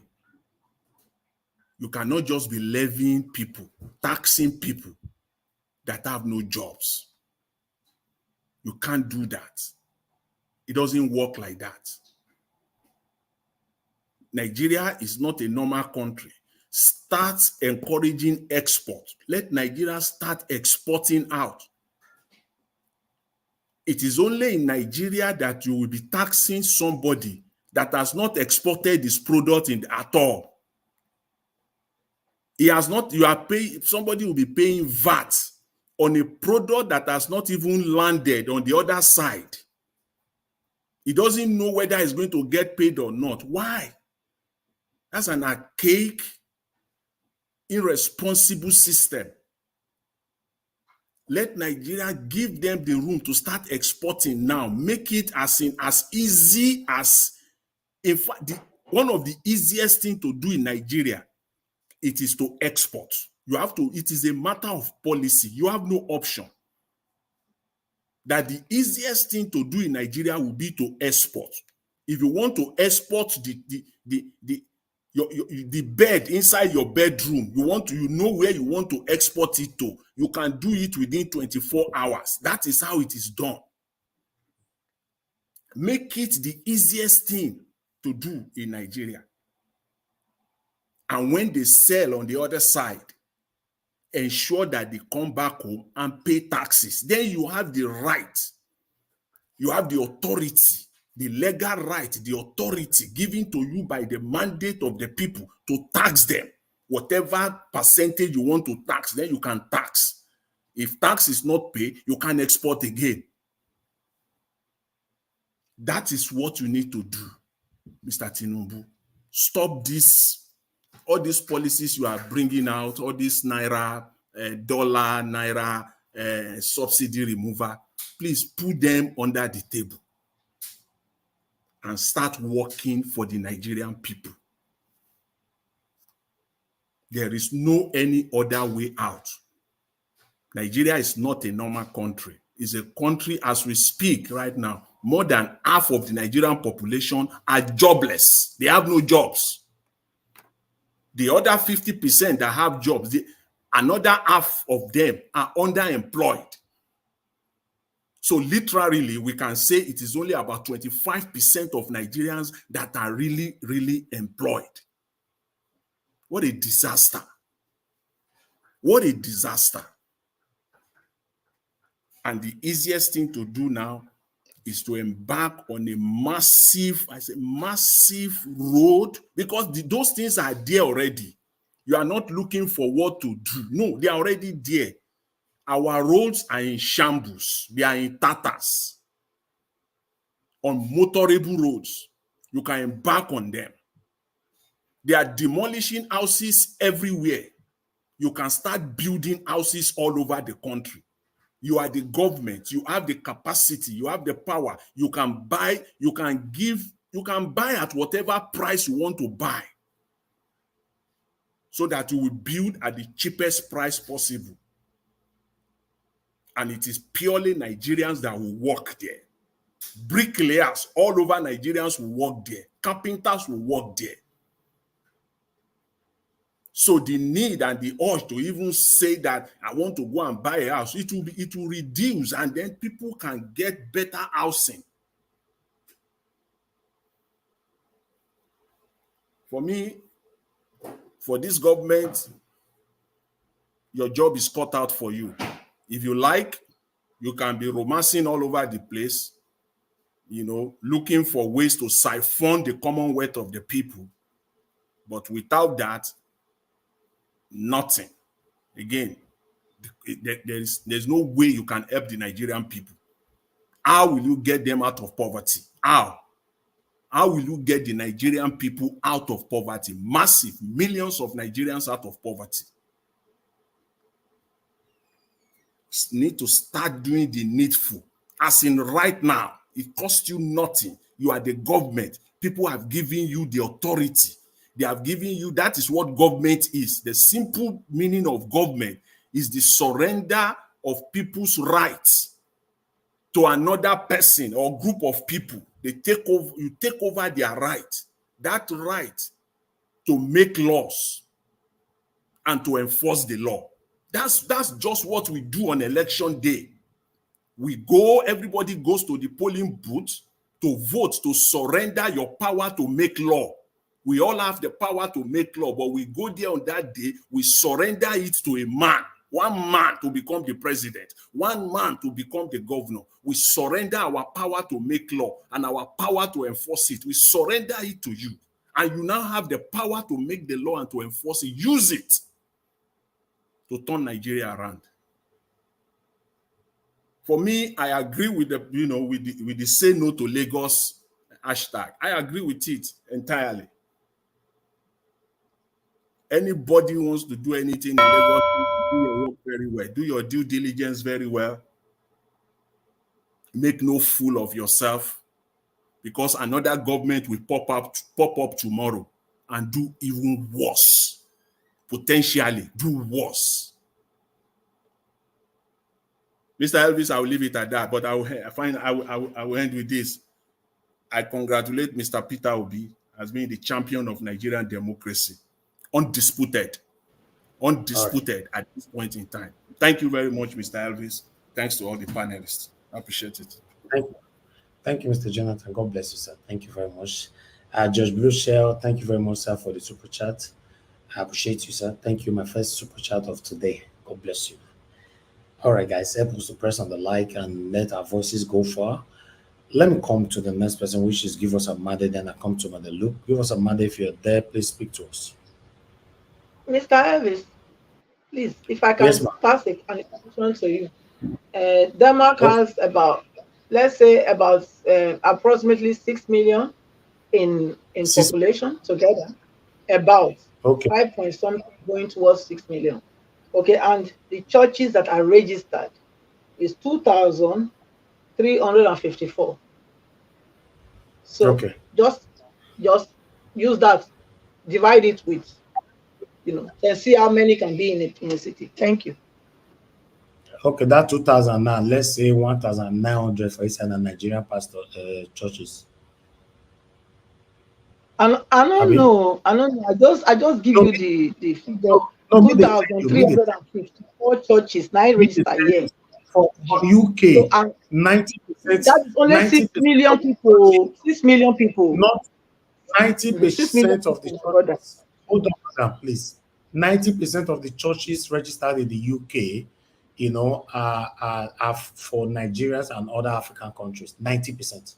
So, so that 2,000 in Denmark, like you said, 1,980 for each side and Nigeria. Maybe, okay, not to be biased, let me say that 2,000, 1,800 in Nigeria, while the remaining 50 other African country. So why the last 50 go be Denmark, by they said they will both pata. So let's assume that they don't pursue. I think that they go on and then go be this one 7 days for years. So no. Hold on, man. Let's assume say they wake up tomorrow, they pursue all the pastors or the churches within their country. That 2,000 man will reduce drastically to 25 for the whole country. I'm not sure. Thank you. Let's move on. Thank you. All right. I appreciate every one of you right there. Give us a minute. Talk to us, my brother. Good evening to you. You are not talking. We can't hear you. You unmuted yourself. We can't hear you. Your network is bad. So I'll move on to the next person for now. Thank you very much. Thank you, Don Anthony. God bless you. I appreciate this. My pocket never run dry. Thank you very much. Thank you for this. Okay, Madam Luke, please, I'd like you to have the floor. Good evening to you, ma. It's good to have you on the show today again. Thank you. Yes, good evening. Can you hear me? Yes, very clear. Thank you. Oh, good. Hello, Mommy Diaspora. Hello, fellow panelists, commentators, viewers, callers, all at large. Good to be here. Finished early today, so I'm back home. Good to see what we have here today. You started with, no, I joined when you were talking of the pastors, and I'm like, oh, there we go again. Whether they are real pastors in Nigeria and whether they are fake pastors in Nigeria, and how some women are worshiping pastors more than their husbands. Yeah, I'm not a religious person, so I'm not even going to spend too much time talking about all that. All I know is that one day we will all depart this planet and we will go and give account of how we spent our lives here. It's not a competition. It's how you spent your life here that you will be able to account for. And fortunately, it's an individual thing. There's not going to be we. It's not. You're not going to take nobody with you, and nobody's going to be there to judge how you lived and how you died. Well, like I say, is that for those who choose to practice those kind of beliefs, that is fine. I think Karl Marx, I'm just going to quote this dude. Marx called religion das Opium dos Volkes. Religion is the people's opium. Marx, 1976, page 378. That's my Bible for today. He saw religion as a means of escape. The poor people could escape the misery of the world. The people need this opium because it gives them that it makes them lack awareness and coping mechanisms for how to solve their problems. That is what religion has done. And like I said, I've given that up a long time ago, and my life has been much better, and I've been a happier person. So I will yield to those who decide to practice one religion or the other, because I'm not going to sit here and be obnoxious because I don't believe in what you believe in. It doesn't affect my life. So I will leave it at that. For those who want to keep practicing that and keep suffering by it because I don't see how it benefits you, that's fine. And then we're going to come to, I see what you have here, where it says many churches in Nigeria are set up just for business. It's not many, it's all of them. All of them. All of them. And then you have the issues of the demolition. I'm not sure why people are still investing money in Lagos State, despite what is going on there. But like I said, we are like frogs in boiling water. Even when it is hot, we will shift our bombs to make sure the other side of the pot is not hot, so that we can sit there until we all roast in pieces. So let people keep taking all their chances, and because right now whatever affects your neighbor doesn't affect you. As long as they didn't demolish your house, you're good to go. So the crime continues. And then this one that they're saying that Obi, the caption on the TV that says Wike chased Obi out of PDP, not Atiku. Atiku has never been an antagonist. Instead of Atiku to fight you, he will be there and be doing his thing. He believes that the whole place is big enough for everybody. And that if you want to try your luck, you go and try your luck. That is how Atiku operates. And that's why I respect him. I respect him so much because he's such a calm personality. And he's very non-confrontational. Even when Obasanjo was antagonizing him and people attack him, he has always maintained his cool. He will not come out. Even when the Deborah issue came out and he condemned Deborah and they came at him, he cowardly took the caption down. The man don't like stress. He don't like wahala. He only has one vision, which is for Nigeria to do what he needs to do. So he never attacked Obi in PDP. We all know that Wike was the one that turned PDP upside down, and that all the contents of the pot have been scattered into the like ashes into the ocean. So as far as I'm concerned, Obi and Atiku can never have beef. Wike was the one that destroyed that party, and that was why I supported Obi in the first place. After I saw the way Wike was behaving, I knew there was no way I can support any party that Wike is in. Now he's now PD, APC. I don't care who runs under those two parties, those tickets. I'm never going to support anybody from APDP or APC. I cannot, in good conscience. Now that we have an alternative, as long as those people keep producing credible candidates, those are the kind of people I will support. Although I cannot vote, but it's always good to lend support. Like Mr. Barrister Olumide came to Niger Watch, he will get the support. And I'm sure many people during the campaign will get that support because PDP and APC, they have absolutely nothing to offer. Absolutely nothing to offer. So there's really not much to say today. I will wait till the panelists come on, and then maybe then I can have something to sink my teeth in. So I will yield to the floor. It's good being here. I'm going to make it a short one and let people who want to bask in the glory of religion take it home. Thank you very much.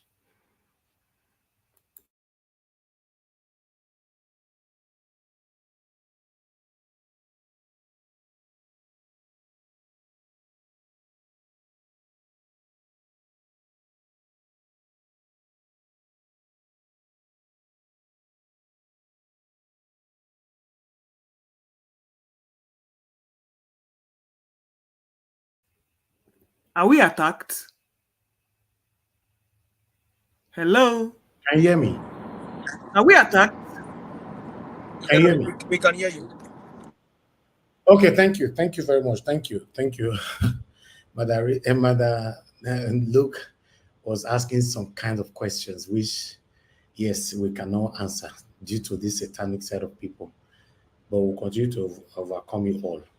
Thank you very much, Madam Luke, for your wonderful submission. Thank you, ma'am. Okay, let's see if we can hear my brother now. Give us a minute. Can we hear you? Can you hear me now? Yes, you are good. Please go ahead. Talk to us. Okay, thank you very much. Sorry, earlier I was just praying that Mr. Jonathan can probably extend for maybe about 2 minutes more, just for me to pull over. But I mean, thank you very much. Good evening to you, the panelists, all of our mommies and our grandmothers, our mothers, our wives, our sisters, our aunties. Thank you very much. We love you. Thank you for all that you do. Happy Mother's Day yesterday to you all. Hopefully you have time to enjoy yourself. Hopefully Mr. Elvis took care of Mrs. Elvis and Mr. Jonathan took care of Mrs. Jonathan. Thank you very much, everyone. Conversation greetings, Nigerians all over the world. Greetings.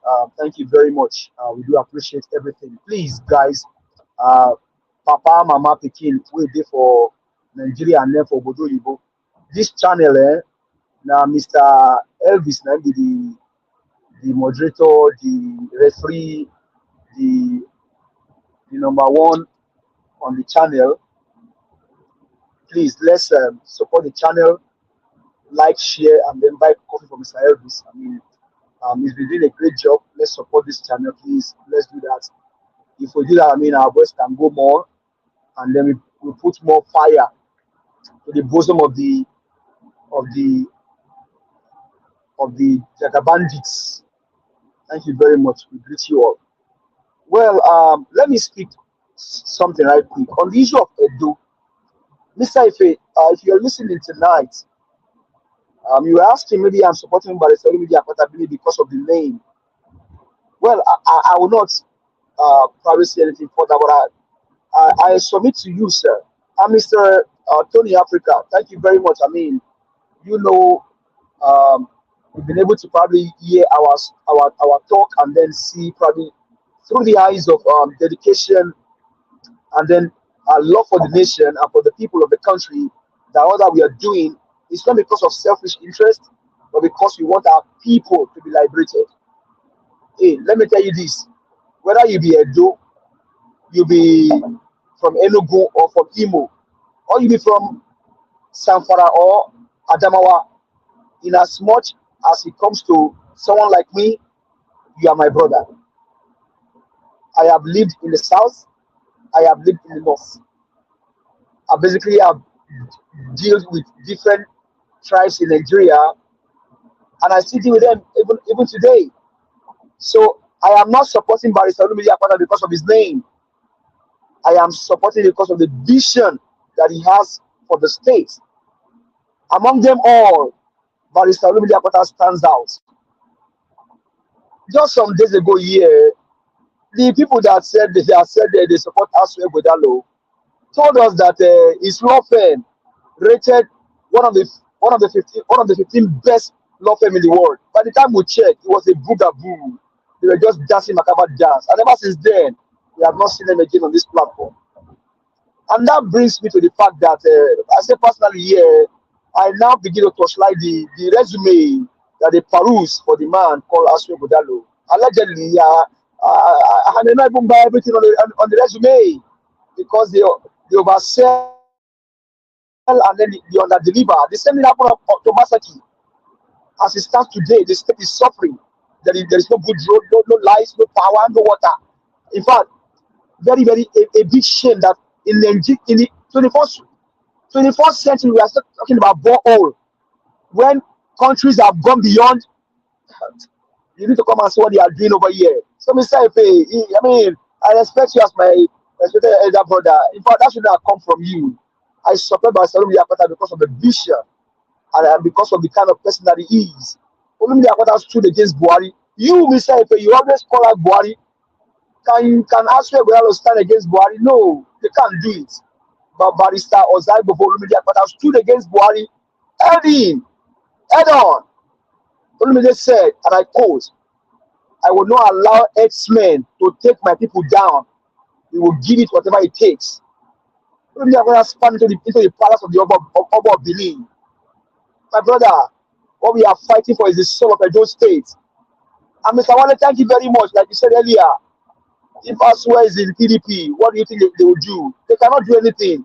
What has PDP offered you for the past 6 years, for the past 8 years?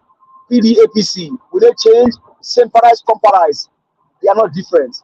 So for me, Barrister Olumide Ozaibo Akpata is the man for the job. Thank you very much. Now, going to what we have. What I want people to understand is the fact that Christianity is not a religion. Christianity is a way of life. And Mr. Davis, you asked some pertinent questions. Those questions are very, very pertinent. I was on an engagement earlier on a different platform where they put there, pray for your nation. You cannot get the blessing of the nation that you cause. And I put here and I tell them, my grandfather prayed for Nigeria. My father prayed for Nigeria. I am also praying for Nigeria. But the criminals, they destroy Nigeria. Let the criminals that destroy Nigeria pray for Nigeria and fix Nigeria. But will they do it? No. And I continue to say it here. There has never been anywhere in the history of the world where you see a criminal change their country. More so, a criminal drug baron. It will never happen. Tinubu will not be an exception. I am a born and raised Yoruba boy. Ọmọ Yorùbá ni mí, mi kì í ṣe ọmọ àlè ọmọ ọkọ ni mí. Ní ìran Yorùbá, ẹni tó ń fagbó tí ń fa gbùrù kò lè ṣe rere. It has never happened. It will never happen. Tinubu will not be an exception. I don't hate him. I don't hate him as a human being. I just hate his ideology and his way of life. That is me. I swear, Obaseki, I don't hate them. I don't hate human beings. They are my brothers. But their ideology and their way of life is what I hate. You cannot say you are for the people and then you are fighting the people. Before the election, we told them, do you know, sir, that for every problem in Nigeria, Mr. Peter Gregory Obi has a solution. It just came to my mind yesterday that for every problem that these people they are even creating now, for every problem they are creating, Mr. Peter Gregory Obi has a solution. Look at the stellar analysis of Mr. CN some days ago about the interstate road that we have. Open up that road, repair them. Nigeria will be basking on economy, but will they do it? No. Instead, they open the highway to fraud. That is their agenda. Education, zero. Health, zero. Employment, zero. And you are opening highway to fraud. And when they come and they tell you, pray for your leader. Hey, let the leader and his family pray for himself. We Nigerians, let's face our country and see how we can get our country to work. These guys are evil, they are satanic, and they are demonic. They are evil, including the so-called men of God. They sell their own people for cheap. They sell their people for cheap, all because of what they will eat and what they will drink, because of themselves and their families. Nigerians, open your eyes. Christianity is not a religion, it's a way of life. And the disciples were called Christians in Antioch. Why? Because they see how they live their life. You can call Mr. Elvis Eddie a Christian. He's a man that stands for the people. You can call Mr. Jonathan a Christian. It is one, because the man that stands for the people. And people, your religion, your character is your religion. Most of these pastors, they have sold us for cheap. They have sold their people for cheap. They are in bed with politicians. They are in bed with criminals. They are also criminals. You will see pastors, once they collect money from politicians, they will seal their mouths. Wicked human beings. Wicked people. Pastors selling their members for cheap. They don't care. People are they are being tied left and right. And pastors are collecting, their collective Ghana must go from politicians. So for me, Mr. Evans, like you said earlier, most of the churches in Nigeria, they are business center. They are business center. Their mind is not centered on the people. Jesus Christ, after teaching in the wilderness, he will ask Peter, he will ask Paul, are we going to let these people go for hunger? They will tell him, no, master, what will we do? But at the point they ask him, master, are we going to buy bread in this wilderness? Only a little boy brought his own lunch box, and Jesus Christ gave the people food. But today, these pastors, they have sold their members for cheap. People are dying left and right and center. They are buying private jets. Mr. Elvis, you ask a personal question, sir, and I support your question. Christianity is not a religion, it's a way of life. The question is, are you a Christian? Thank you very much, sir.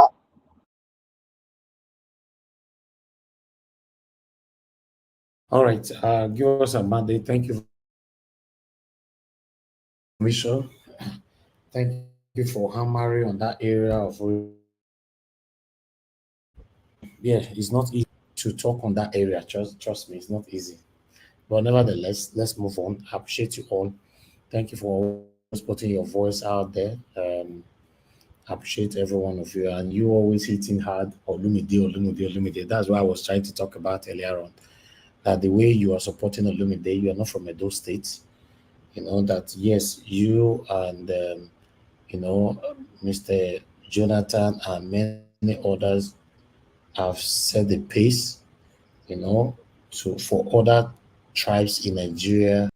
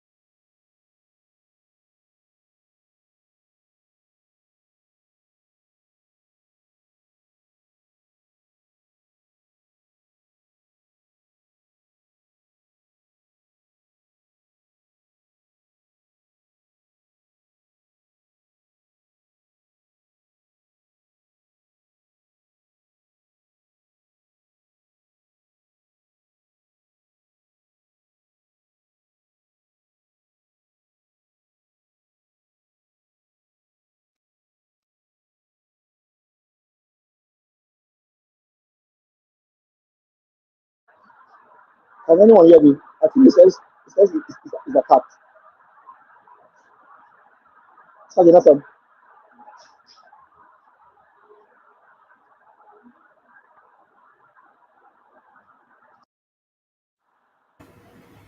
I can hear you.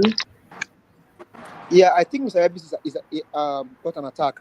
I think the next person should go after me. I don't know who that person is. Okay, he's back now. I think he's back now.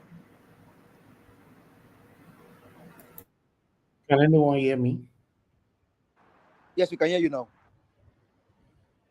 Hello? Can you guys hear me? We can hear you. We can hear you. Mr. Elvis, we can hear you. Okay, thank you. Thank you. I thought somebody have started talking, you know. You guys were just waiting for me, right? No, the whole thing went dead. The whole thing just went blank. We couldn't hear anybody.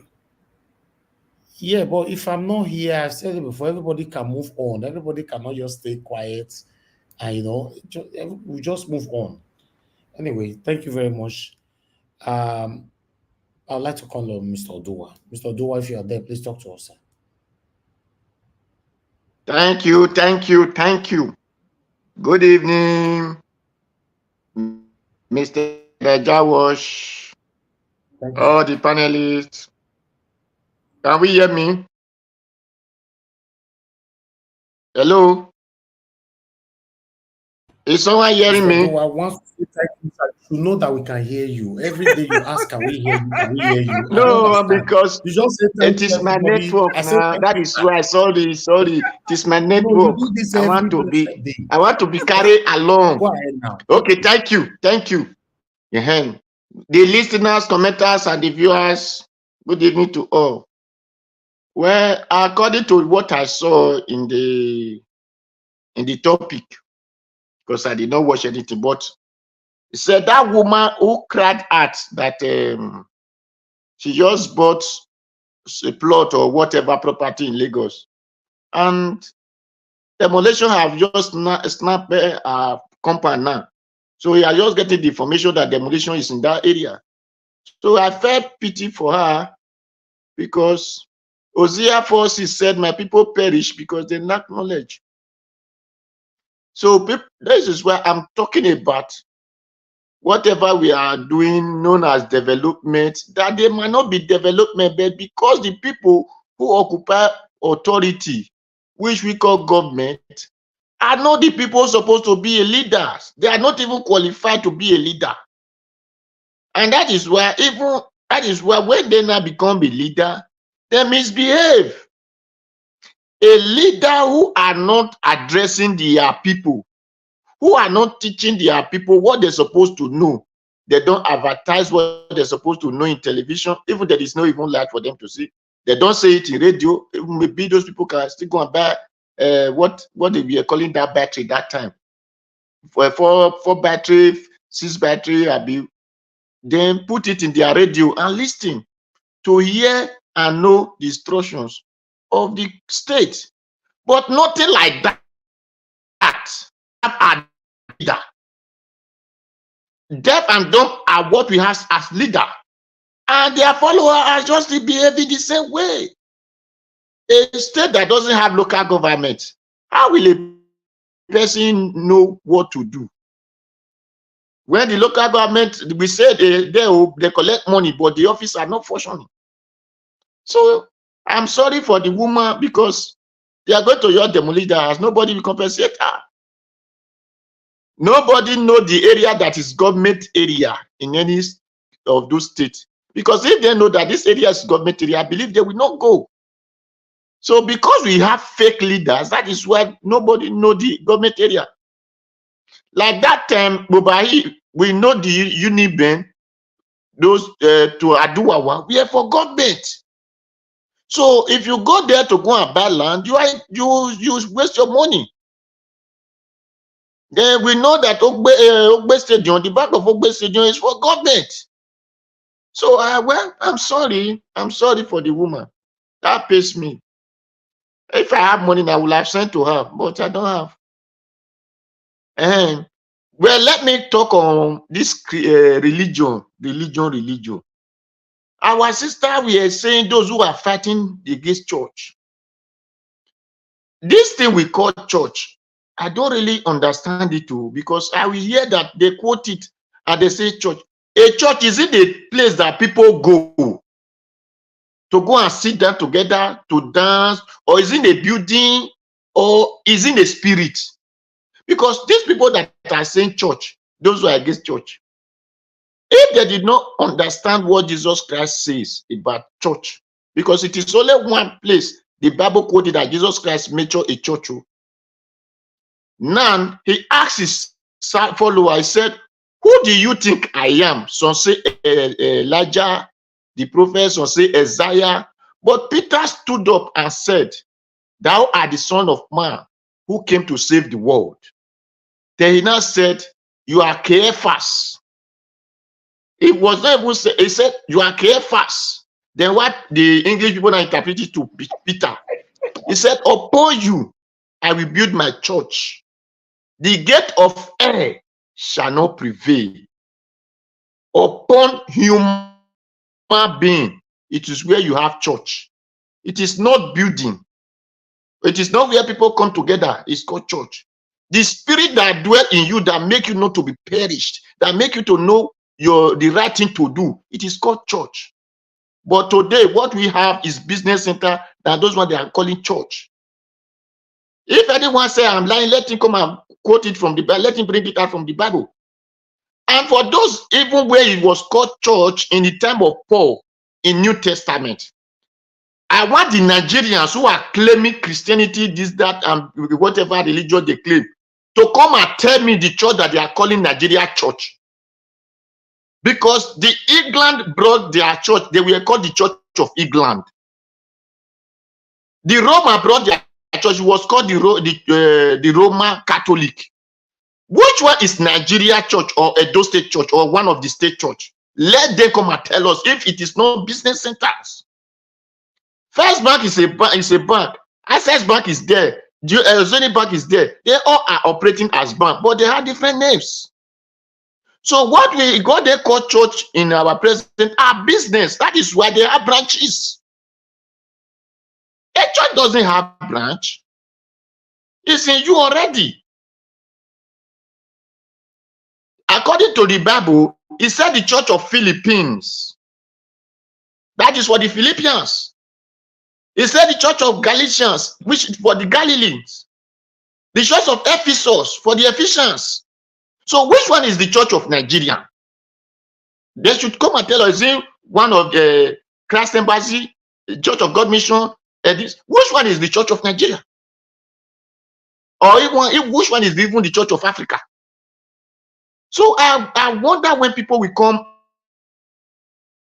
and be defending this barbaric business that people are doing. I used myself example yesterday.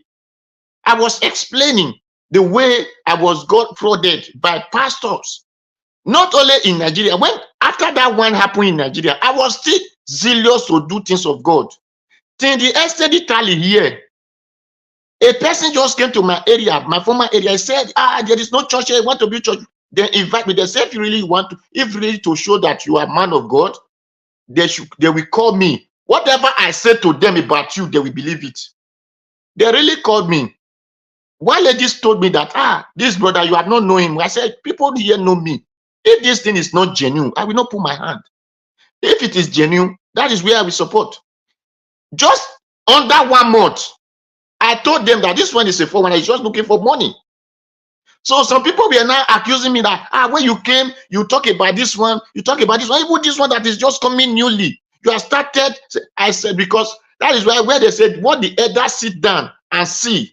The young child who climbed the Iroko tree will not even see it. I said to them, this one, you people will know. That was how I stopped. Then before you know, that pastor start impregnating small children in that church. So these are things that we are witness already. Thank you. Thank you. All right, Mr. Oduwa, thank you, sir. Thank you very much for your submission. Okay, the last person on the panel is Mr. Chris. Mr. Chris, thank you very much, sir, for joining us today. Good evening to you. Please talk to us, sir. Yeah, good evening, Mr. Nanjawat, and good evening, everybody on the panel. Can you hear me, sir? Yes, sir. Yeah, good evening. It's an opportunity to be here again, and thank you, Mr. Nanjawat, for giving us the voice, for making sure that we are able to give power to what we feel in our inner recesses. Thank you, everybody, for listening to us, for allowing us into your evenings, and then everybody listening to us from everywhere in the world. I greet you, all of you, specially. Good evening, Mommy Diaspora. I greet you specially, Ma, and the people on the panel with me, and everybody there on the comment section. You guys are doing a wonderful job. I'm Nanjawat. Good evening once again. And for me, I'll just want to start with the issue of Sheung Kuti, who has been shooting from left, right, and center. Sometimes he's on spot, and sometimes he misses the target, and depends on his state of mind. Of course, he's saying some he's dishing out a lot of truths, but also some of these truths can be questioned when it has to do with things relating to him. And that just tells you, is a constant reminder that we are all humans, and no matter how superpower we feel we are. So that's for Sheung Kuti. And for, and do I call it religion, church, or Christianity? And Mr. Anjawa, I suggested yesterday that, in my view, I think it will almost be better. It's just a suggestion that if you can coin a topic, a particular topic, for example, we can say, are the churches, are they real in Nigeria? Do they have impact on the society? Have they been helpful? So that we'll know the exact angle that we are looking at the issue from. Because can see everybody firing from all cylinders. People are looking at it from different aspects. It's like the elephant. If everybody covers their eyes and you ask them to describe the elephant, if you go and touch the elephant, it is the part that you touch that you can actually describe. So, in order to get a robust view on this subject matter, in order to do justice to this subject matter, I think it will be better that you coin a topic that centers on a particular aspect or on a general aspect. But the most important thing is that there's a topic, there's an angle, there's a fulcrum where we all can unleash our energy on and do justice to that discussion. Yeah, so I think it is only in that way we can properly x-ray the issues at stake, issues surrounding religion and spirituality and whatever it is. Be that as it may, I have to take some time to reiterate that there's a clear-cut dichotomy between religion and spirituality. I think Give Us Our Mandate already alluded to that. Yeah, and also there's a clear-cut distinction between churchianity and Christianity, and there's a clear-cut distinction between God Almighty and Sky Daddy. All these are different concepts that we Africans, especially not just Africans, I know in the third world countries, this has become a control mechanism where we can use to hold the people down. By so doing, the people are not able to demand for what is truly theirs. Because at the time people relinquish what they are supposed to do to a supernatural being, to a superpower, those kind of people, they become very easy to control. They become extremely easy to control because naturally, the way man was wired, if man has a problem, you have to think, use your brain, and do something outside the box to get a solution to your problem. But immediately you introduce the concept of religion, it blurs out people's memory, it blurs out their thinking ability, it blurs out their God-given power to be innovative. And unfortunately, the people in the third world, they like coping mechanism. I think that was Madame Luke's word.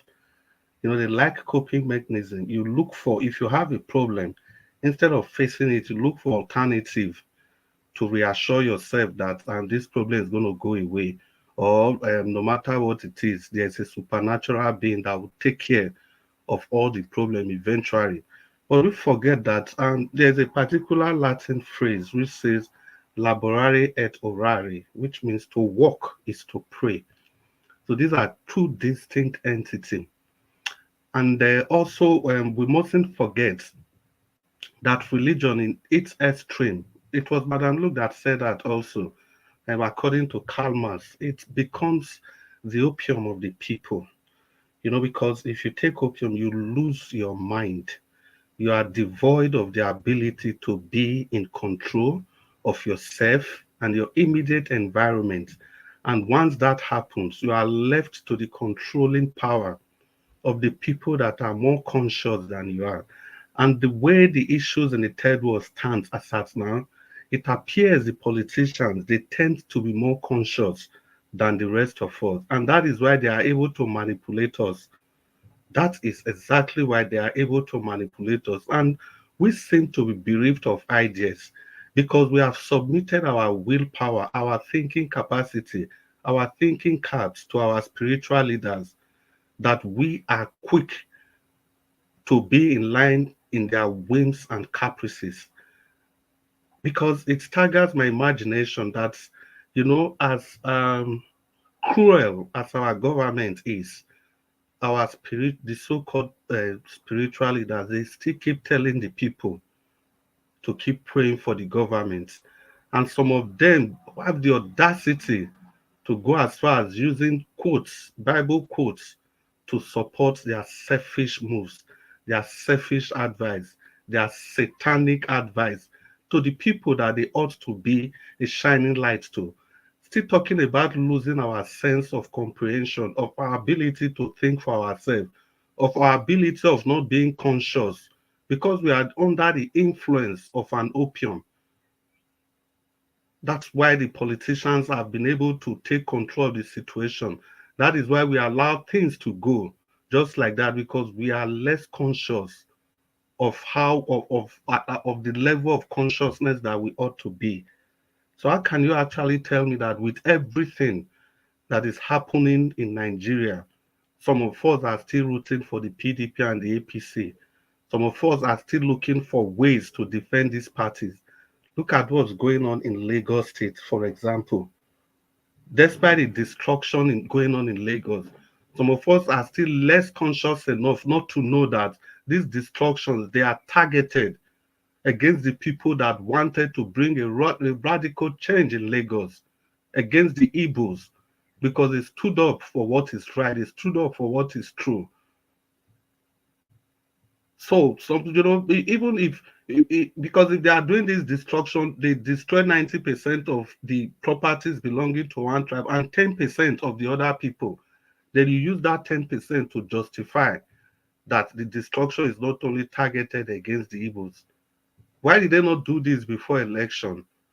They said it clearly with their mouth that this will be the last time that this set of people are ever going to interfere in the election of Lagos.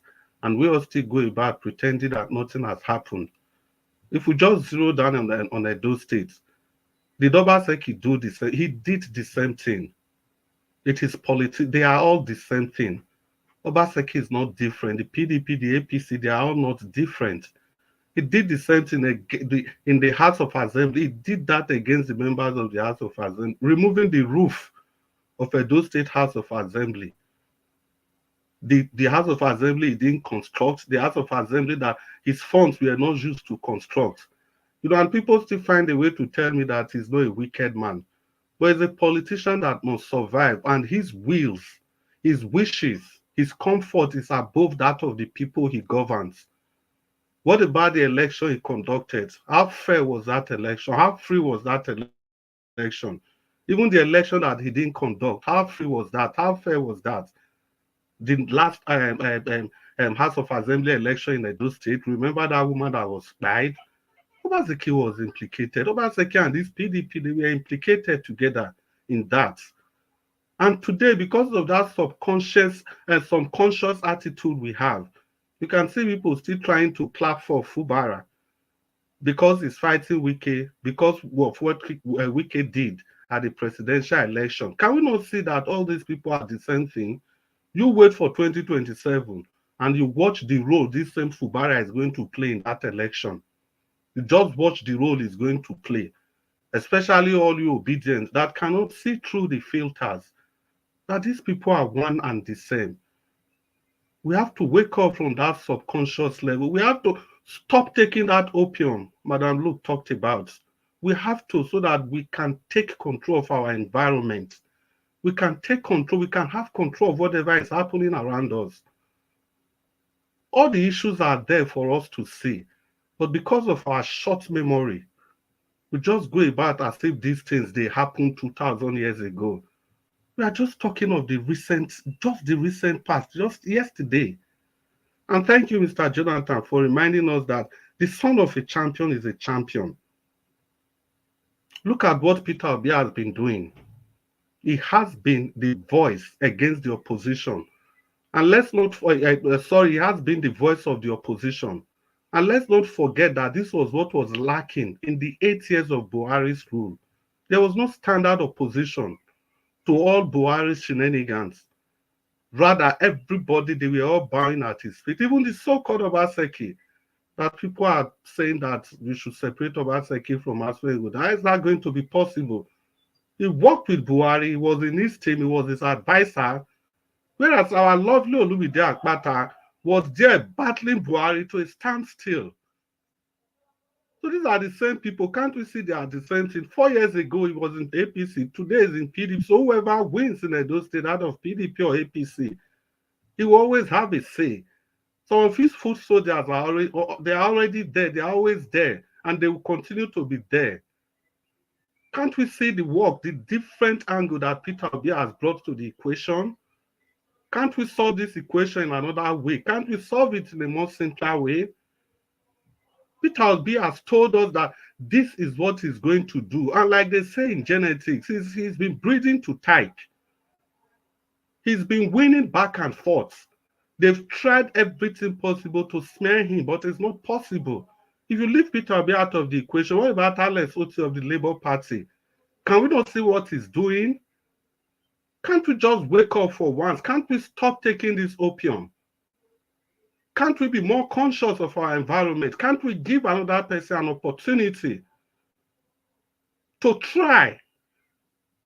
We've tried PDP, we've tried APC, and we are in this country. We know they are all the same. They are all decamping from everywhere. Today they are PDP, tomorrow they are APC. And they come back tomorrow to come and tell you that this person is going to be different. How? How? Can you actually separate the goods from the geese? Can you separate the falcon from the falconer? They are all the same.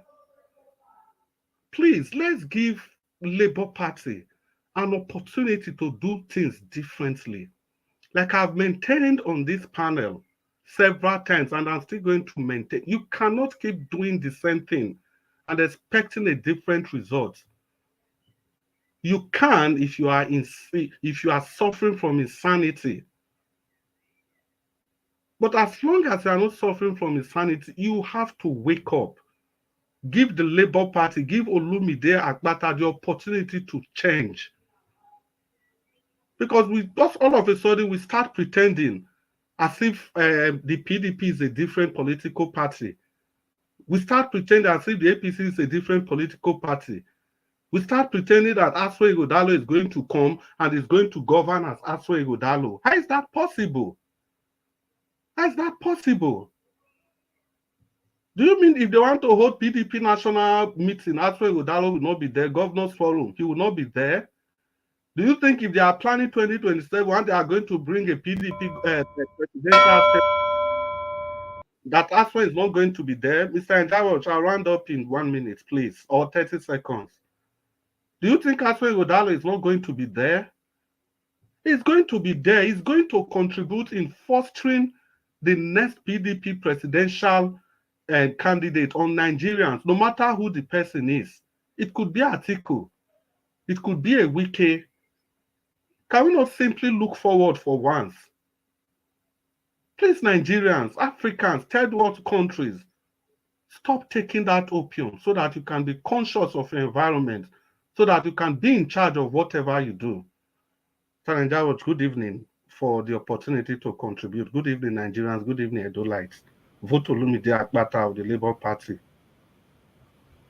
Okay, dokie. I've obsessed for you to leave. I've obsessed for you, Mr. Please. But thank you very much. Okay. Now they say legal na day. And they say legal na day now. Thank you, Oga Chris, once more. God bless you. I appreciate every one of you right there. So we have to do the final submission so we can close. So it looks like today will be my day where we're going to finish on time. You know, so yeah, about 3 hours is wonderful. If we can finish exactly 3 hours, that will be good for me. Thank you very much, my people. God bless every one of you right there. You guys listening to us, our commenters. God bless every one of you. Let me call on the first person on the panel today, you know, to give us final submission, which is Madam Patricia. Madam Patricia, if you're still with us, please give us our final submission for 4 minutes. Okay, thank you again, Mr. Elvis. Thank you. you so much. Yes. The lady with the demolition issue, I don't think the due process has been followed, you know, before she bought the property, because I don't think she's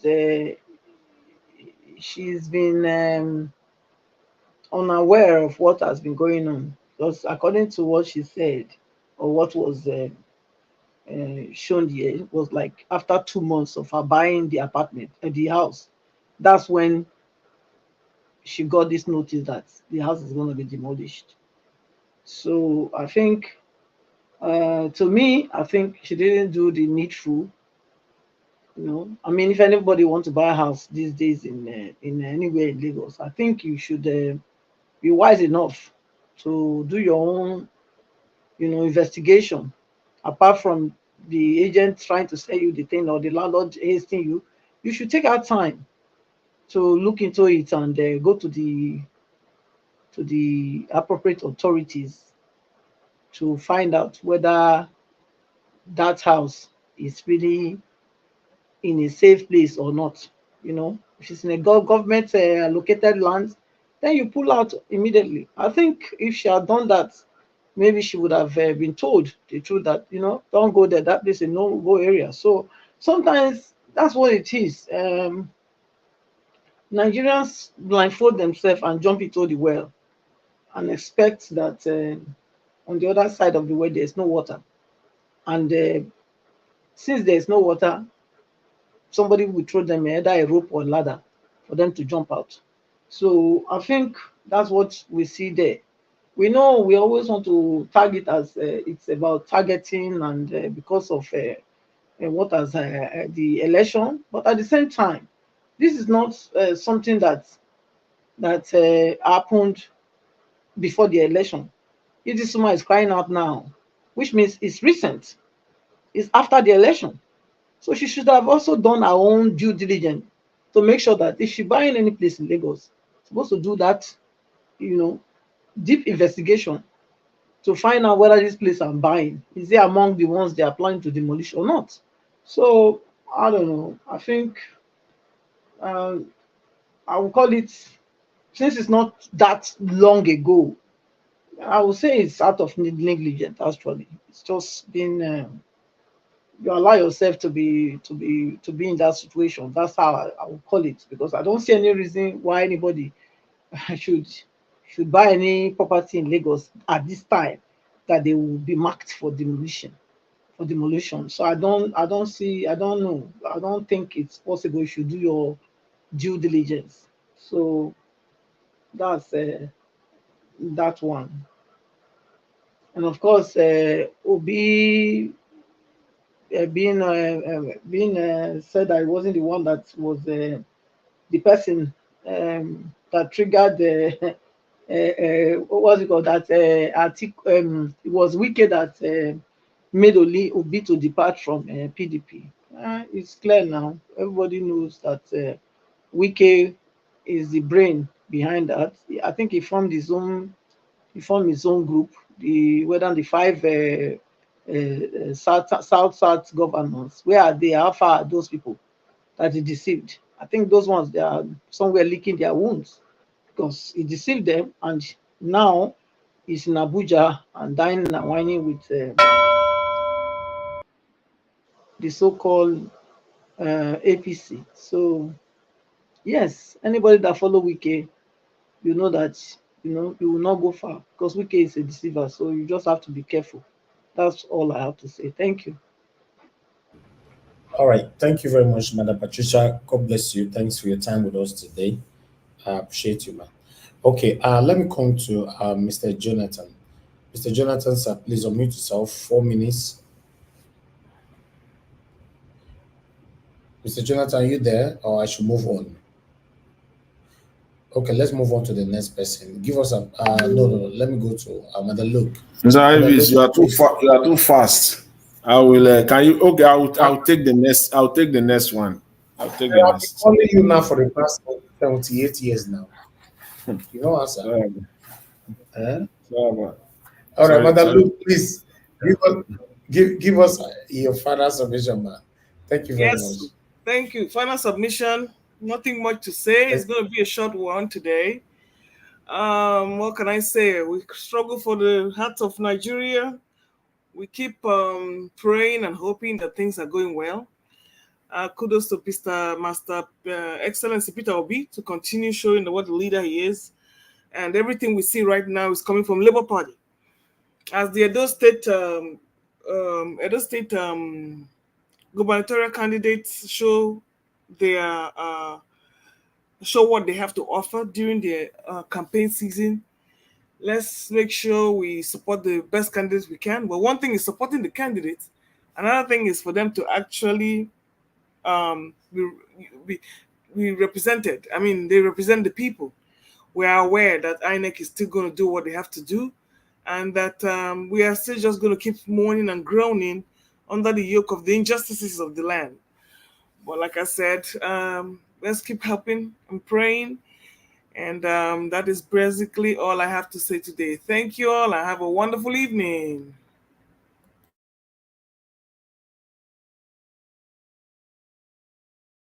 All right, Mother Luke, thank you very much, man. I appreciate you. Thanks for your time with us today. Thank you very much. Okay, let me come to give us a mandate. Give us a mandate. If you're there, please give us a final submission. Give us a mandate. You are not there. Mr. Odoa, please give us your final submission, sir. 4 minutes. Go to the next person. I'll come after you. Hello, Mr. Odoa. Thank you. Yes, according to Edo Parable, where if that man has to come or the woman has to come and say it is only wicked that frustrate Obi out of PDP, why did Atiku contest? Why did he not give Obi the space and say, I will not contest, Obi go and contest? So let no one say it is this one. It is two of them that are contesting PDP. And that is for that.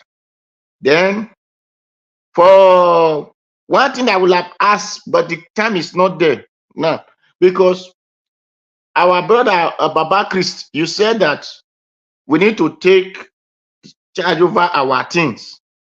Thank you very much for you to make that comment that we have to take charge over our things. That is why I say, Edo people, take charge over your OP as mate that God has used to bless you. Because there is one English I would have liked to understand, what is called cooperative. But there will be no time for anybody to explain to me now. So maybe another day I will ask the question. Maybe because maybe I did not understand that English. So there are cooperative companies, there are cooperative industries, there are cooperative this and cooperative that. So I wanted those three people to, like Black Panther, to explain to me what is cooperative, so that if I can have anything to say over it. So that is only I have to say now. Thank you. God bless everyone.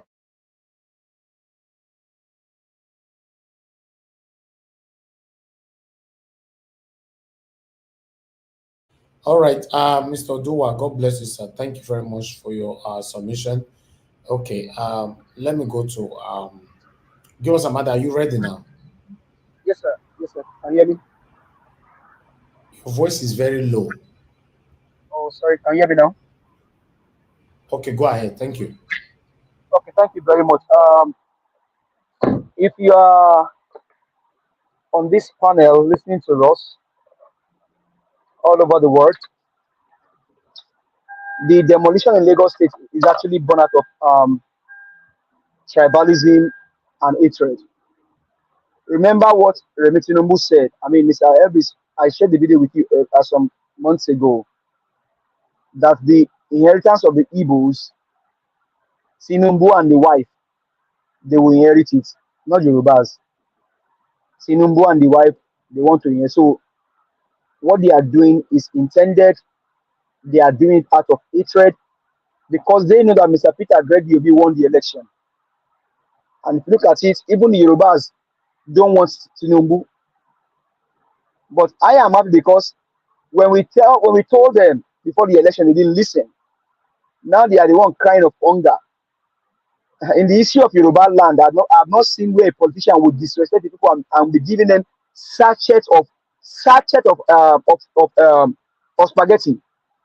One sachet of spaghetti, and our mothers were kneeling down to that wicked politicians. In the issue of Yoruba land, even when Obasanjo was there, I did not hear Yoruba cry say, now under this criminal drug baron, Yorubas are crying that they are hungry. My Igbo brothers, me, I don't, I be Chukuma now, so make we enjoy our money well, enjoy ourselves. With time, things will get better. My Yoruba family, make una open the eyes. Open your eyes and smell the coffee. These guys are criminals. They cannot do anything for the country. Now, going to Edo State, you cannot separate Obaseki from Aswe. You cannot separate them from PDP. You cannot separate PDP and APC. So the only option you are left with is Barrister Ozai Baba Olumide Akpata of the Labour Party. Papa, Mama, Pikin. You don't vote for umbrella, rain beat you. You don't vote for broom. Edo State, no claim. In fact, Oyo State, rain say they beat us for there because now umbrella did here. These wicked people. So let's give Barrister Olumide Akpata our collective power to go there and represent us because he has been tried, he has been tested, he has been tried, and he has proved that he's the only one that can do the job. I asked a question some times ago that do you think that Buhari, if you wanted to do it there, he cannot treat Olumide Akpata?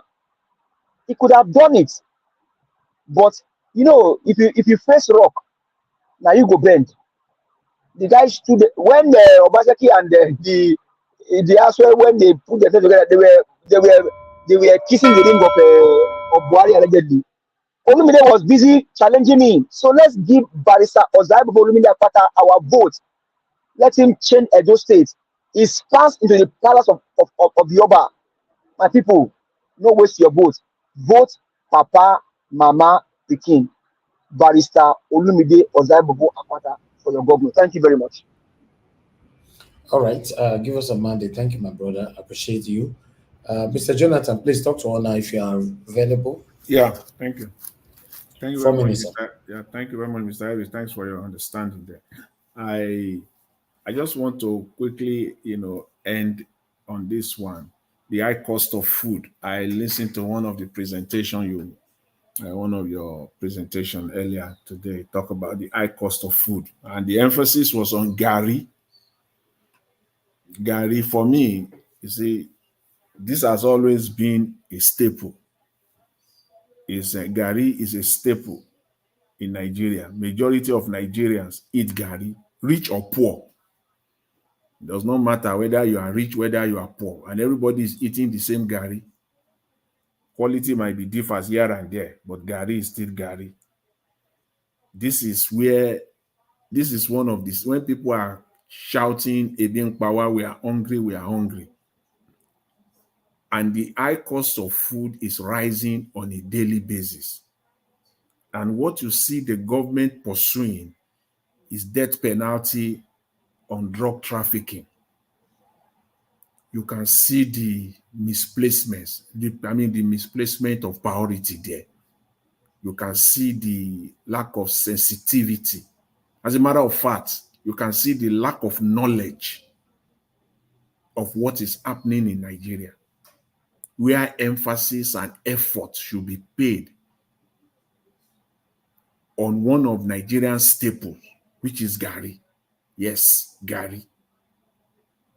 In the Western world, if you want to dare the government, or if the government want to dare the people, let me put it the other way around. You want to dare the people, just let the cost of bread goes up beyond what is normal. Bread, milk, and sugar. Just try it.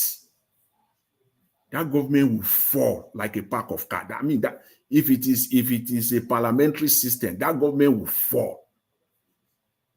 If it is a presidential system, that government will not have they will not see the light of the day. But in our own country, the main food of Nigerians, and you know that majority of Nigerians, we know, you know, as the leaders, as government, you know that majority of Nigerians are poor. They are living in, as they say, multi-dimensional poverty. They are poor, seriously poor. And their staple, one of the main food, is Gari.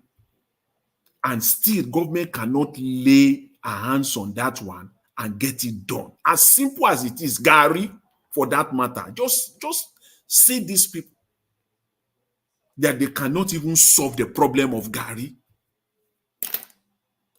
That is how simple, I don't know how simple one can go to describe what is going on in Nigeria. As they cannot solve the problem of Gari in Nigeria, they want to solve the problem of dollar.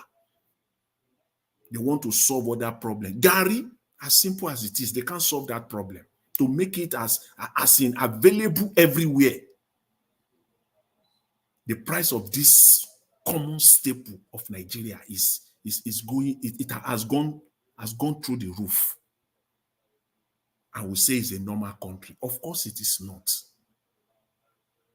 Of course that country is not normal. Something is seriously wrong. People take advantage, the government take advantage. If in a normal society, if Nigeria is a normal society, in fact, Gari is even one of the is one area where government will even put out even an emergency.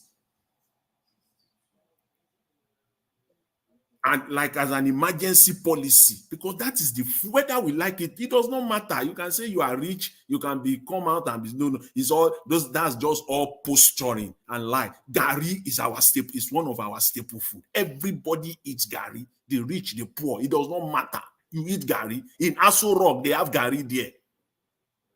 They eat it. And government cannot solve that problem. For me, it's not funny. It's not out of line. It's a serious matter. Mr. Elvis, I will leave it at that for today. Thank you very much. I really appreciate it. Mr. Jonathan, Garina, not be poor man food again. It's not a rich man. That's why it's a serious matter. That's why it's a serious. So where are we? Where are the poor now? Where are they now? They have been completely left behind. There's no way out. Are they going to be eating sand? If Gari is no longer at their reach now, is it sand they will be eating? People can't afford it anymore, man. Anyway, let me pick this call quickly. Hello, Mr. Nigel.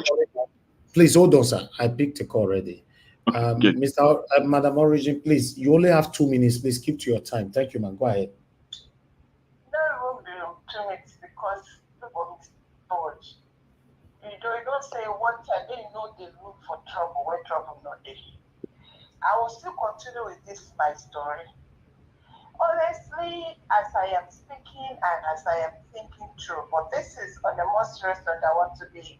I'm thinking deep on the major problem, the crux of the matter with Nigeria and Africa as a whole.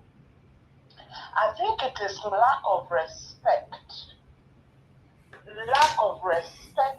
of the if you like, you call them elites. If you like, you call them people in authority. People in authority not respecting the people they call some. You know, when Mr. Jonathan was talking, he said something about we surrendered our rights so that these people can they enforce the law, they make the law, they are supposed to govern and to manage the resources. And because they do not respect the people, this is why we're having all this. Let me use Europe as an example. They respect the people. They respect what is committed in their hand.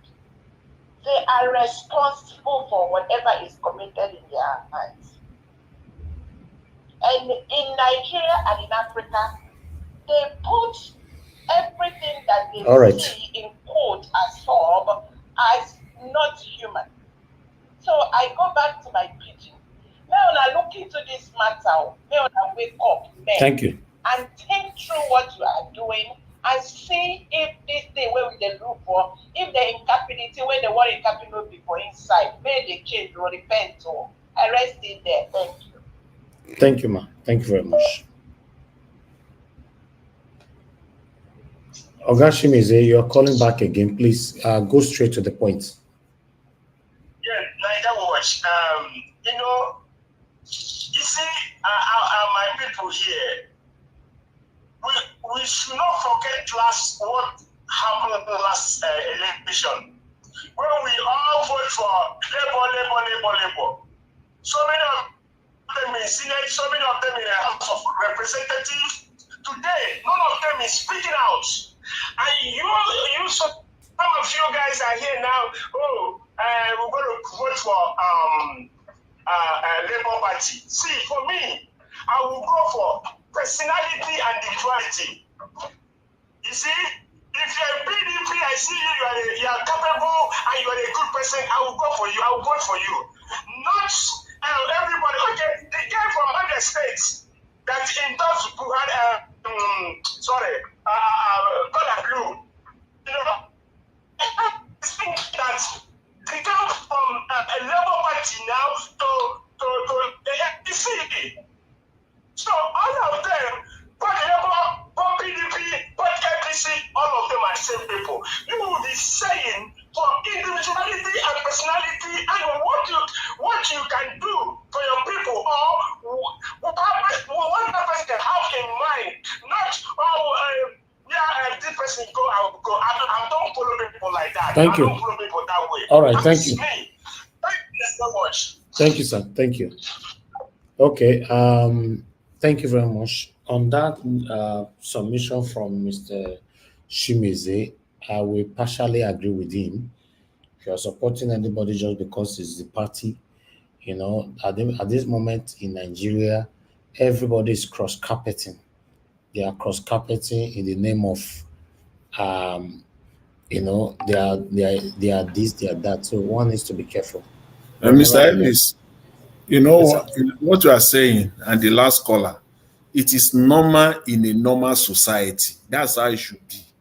But in Nigeria, see where the supporters of Labour Party are coming from. Because come the next presidential election, it is the governor that will determine who wins that state. Pretty much the governor will play a very big role there. So that is where we find ourselves. It shouldn't be so. Okay. It shouldn't be so at all. But Nigeria is not normal. Exactly. We can't just be saying, it must be Labour Party, it must be PDP, it must be APC. No. You look at the individual, forget the party for that. All of them cross-carpeting. Look, if I have to say something about all of them that we voted for the the House of Reps, senators, all of them in Labour Party. Where are they today? Where is Julius Abore today? Where? So we shouldn't go there, please. Peter Obi gave name to Labour Party.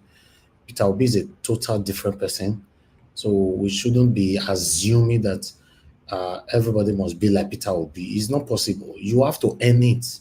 You don't just wake up in the morning, people will start clamoring for you. Peter Obi he earned whatever he's enjoying today from the youth of Nigeria.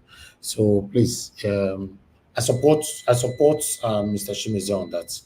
Let me move on to the next. Mr. Osita, you were calling me. I'll just give you the opportunity because you came in late. I'll give you the opportunity to speak to us. 5 minutes, sir. Good evening to you. We can't hear you. You need to unmute yourself, sir. Good evening, Mr. Elvis. Thank you once again. Please, after this broadcast, I would love to have your email. The reason is I've searched online for weeks and I've given up. So I said I must come to the platform tonight. Then, okay, I'm sort of impressed with the last submissions of everyone to the realization of the fact that at the end of the day, it's individuality that matters at both parties. And also, when you juxtapose that to, okay, maybe in preparation for 2027, that it's safer to have Labour Party in Edo State. Absolutely. But politics is local. Development as well is local. Edo State people, I'm not from Edo State, I'm an Enugu State man. Edo State people, first of all, have to thrive before they think of what is happening nationally, especially when the nation is not in good hands or not in the best hands. And this brings me back to the reason why I so much love the theme of the show. Speak for your candidate. Mr. Elvis, I hope you will grant my candidate the opportunity to come on this platform. He doesn't belong to the APC. He doesn't belong to the PDP, and neither does he belong to the Labour Party, at least at the moment. The name of my candidate is Paul Okumbwana. I don't know how to pronounce the name fully correct because it's an Edo name. But he's a YPP candidate. And I've been privileged to have him in 2 shows already, which you might know. One of them is the Comrade Show, and number 2 is the Dr. Jamiji's show. There are 2 more platforms I'm hoping to bring him to, yours and the Njenje Media. The reason is this: the young man, he's 40 years old. He's a known employer in Edo State, employing over 500 people. He used to be in Labour Party before the Labour Party primaries for the Edo gubernatorial election was conducted. But he had to leave because obviously the powers that be, the powers of money, the powers of dollarization had almost taken the platform. So he had to look for a platform that can accommodate his aspiration freely and fairly. He is an innovative thinker, and that is why I think he's the sort of man that we need in Edo State. And if not in Edo State, in other parts, in other sub-nationals of Nigeria. Because the idea of always awaiting and sharing FAC allocation is stupid to me. That is why I choose to go with people who are innovative enough, people who are daring enough, who are imaginative enough. Please, I beg of you, with all that I hold dear, give me an opportunity to bring my candidate to your platform and let Edo people decide. Because a voice that is not heard is an idea that is not heard. All he needs is just 30 minutes of your time on this platform. And I'm sure people would be singing a new song after they've had an encounter with him. As for the other 3 candidates, I don't see anything they have to offer Edo State. Asue Godalo, for me, he's always saying that he sees a part. I don't see what he sees. He sees a part, he sees a part. He absolutely sees nothing. Sorry, my brother. Which party is that? YPP. Okay. Paul Okumbo, 40 years gentleman.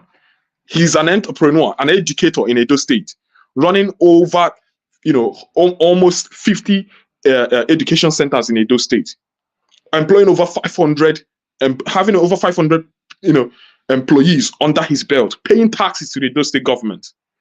If you're looking for a homeboy, he is truly a homeboy. He doesn't have the billions to spend on election, but I tell you, he has the imaginations it takes to bring Edo State to the world-class state. You put someone like that who is young, who is innovative, who is driven, and who is ambitious, who is hungry for development. And I will tell you, watch Edo State skyrocket and tower above other states in Nigeria. These other gentlemen, I tell you, they have nothing to offer. And I mean, I didn't say with any disrespect or any love lost, because I've been opportune to interview Mr. Olumide Akpata on this platform. And when I asked him what he plans to do for the IGR of what is it called, of Edo State, how does he plan to raise it? He said that is not what he's bothered about. That he first of all wants to, work with what he has in hand. Thank you very much. Please, Mr. Niger Watch, I don't know how you can refer me, give me your email. Maybe if I give you mine here, maybe you can send me an email so that I can send you the gentleman's link, his contacts and everything. You will not regret having him on your platform, that I can assure you. 30 minutes is all he needs. And we'll be singing a new song on this platform. All right, that's the email on the screen, sir. Thank you. Okay. I guess you can see that, right? Okay, thank you. I didn't think that was the email anyway. Okay, absolutely. Thank you very much. Thank you, sir. Okay. All right, we have Harry Osa on the backstage. Please turn on your camera. I believe it's your first time on the panel. We need to be sure who is behind Harry Osa. If you can hear me, Harry Osa, you've been there now for the past 20 minutes. Please turn your camera on. We need to see you, your front, your side, every part of your body. No, not your private area. Before we can bring you, mute yourself, please. Thank you, everybody. Okay, when you are ready to switch on your camera, I will bring you in. But meanwhile, this satanic set of people that can come in here now. Somebody came to this panel the other day with Rita, thinking that, yes, we'll just let her in or let him in because you came with Mother Rita's name. So it doesn't work like that. Ariusa, we can't see your face. You need to turn on your light. We can't see your face. Okay, I can see you now. I can see you now. Wonderful. Turn it off. Turn your camera off, sir. Turn it off. Okay, thank you. Thank you very much, Ariosa. Thanks for joining us. Please, where are you joining us from? Can you speak, sir? Mr. Ari, you are muted, but we can't hear you. Mr. Ari, are you there?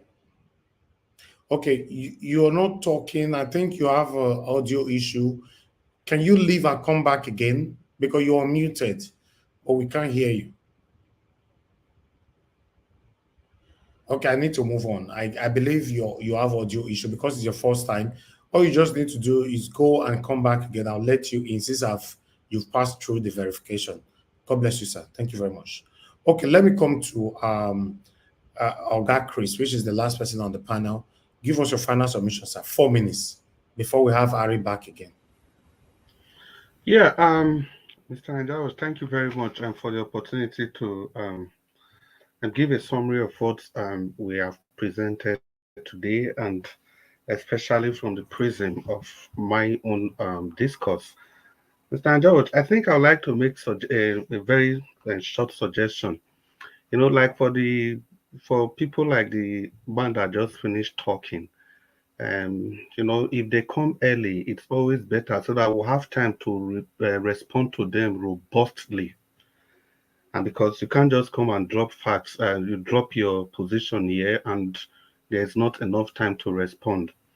I'll just quickly respond to the claim that he made that Olumide Akpata said he had no plan for the IGR of Edo State.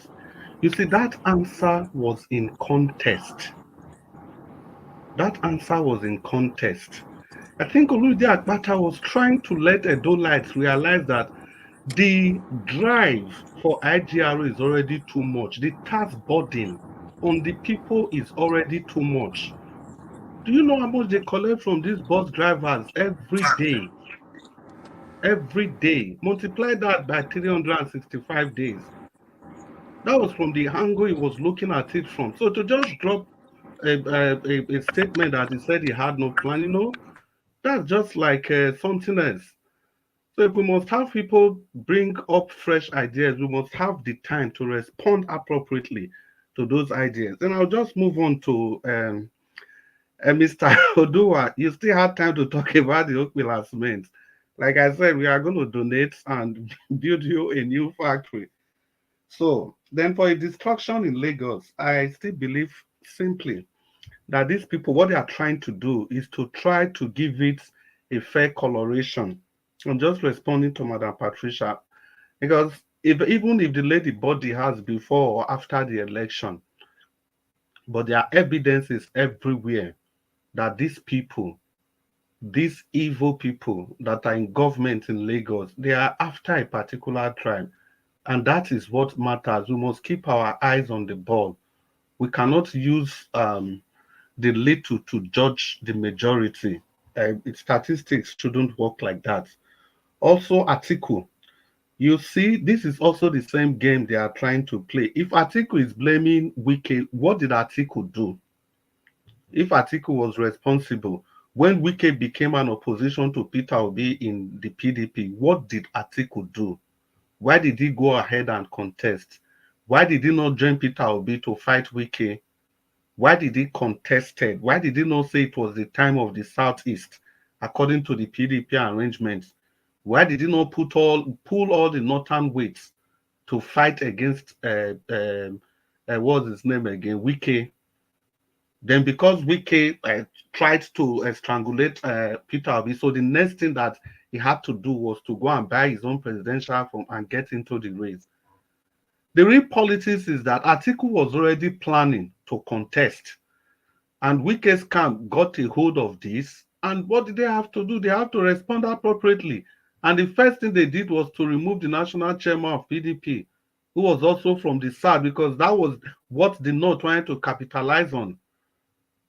So what did Atiku do? Those are the questions. Then again, I present to you the Labour Party vis-a-vis Olumide Akpata, Osagbovo Akpata. See, we have to get these things clear, very clear. And Nigerians, we have to play politics. We cannot be in election, we cannot be doing political activities, and we refuse to play the politics. We must have to play politics. That is how you get power. That is why it is called politics. You must have to give all your support to your political party.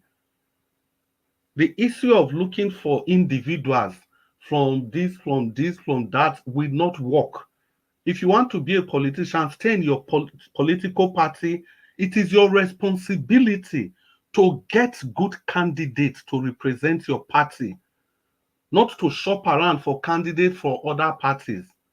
That is not how it works.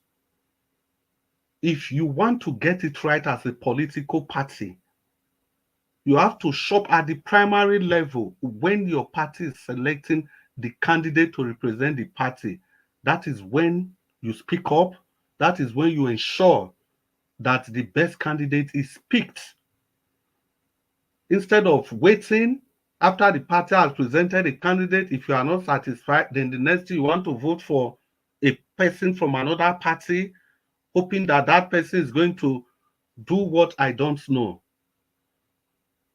And political choice is about manifesto. You have to look at the manifesto of a political party and decide. All right, thank you.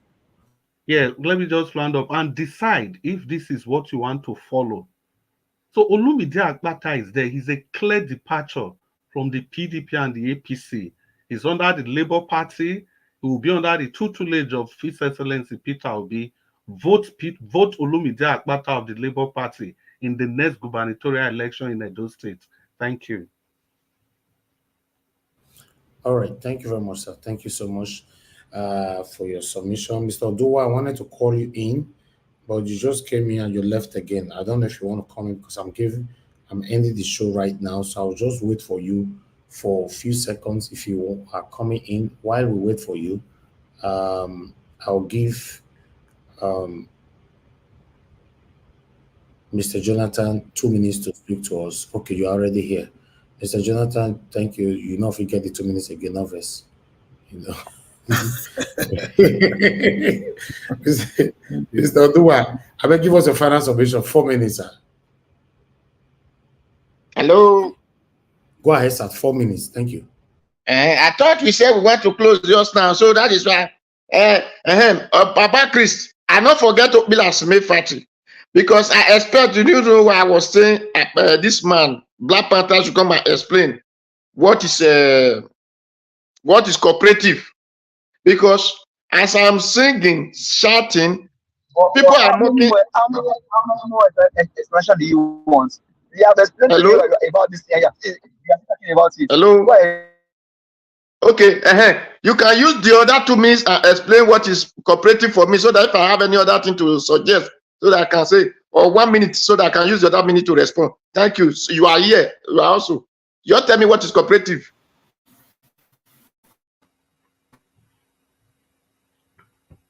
Mandate, say you wanted to tell me what is cooperative. Can any person answer? Cooperative, in what term are you looking for? Let me understand your question properly before I answer you, so that we don't go back and forth. There are people. They say those people. They say those companies cooperative company. Those people are working. They are cooperative group. They are cooperative. That is why I want to understand cooperative and what is the use. Cooperative. So when you talk about do you want me cooperative, to right? jump Think about in? a company. Do you want me to jump in? Okay, go ahead. Go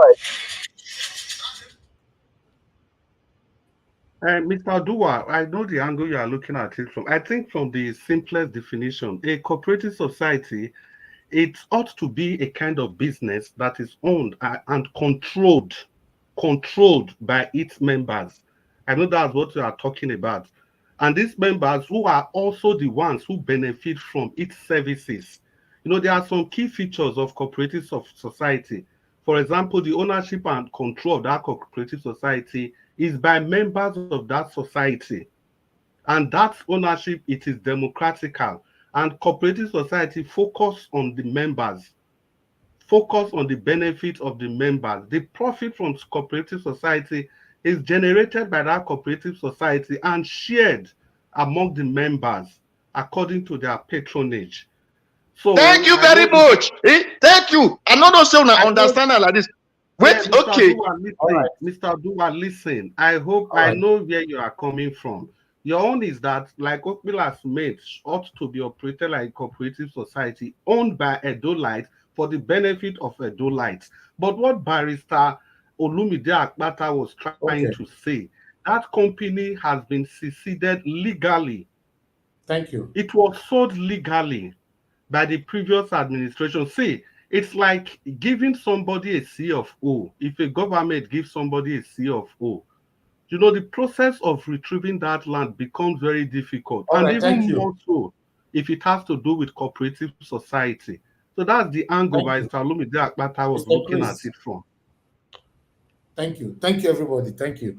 Madam Rita, please, don't know if you are the one behind there. Please quickly confirm that. Okay, good. Yes. Okay. Thank you. Okay, Madam Rita, it's good to have you on the show. I'll also give you 5 minutes to talk to us so we can end the show. I bet another person not come again. I go sleep. I don't know why Madam Rita never sleep by now. With Abby, you know that your time zone and my time zone is different. So, good evening, good afternoon, everybody. Madam Luke, Madam Patricia, all the lovely women in the house, good afternoon. And all the great men in the house, Mr. Chris, Mr. Jonathan, give us our mandate, and then Pa Odua. My lovely mommy diaspora, Koye. Okay, I'm late. I don't know what you guys are talking about, but the last time I was on, I think there was a guy who called from the US in New York.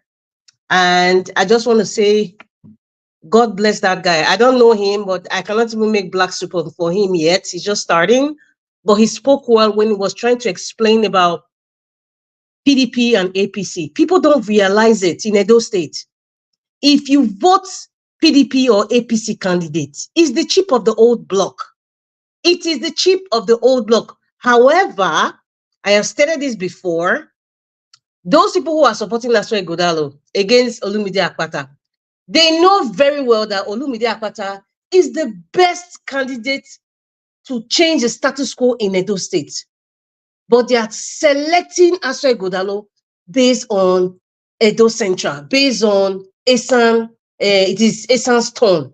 And that is a very wrong precedence to even select somebody that is going to rule your state.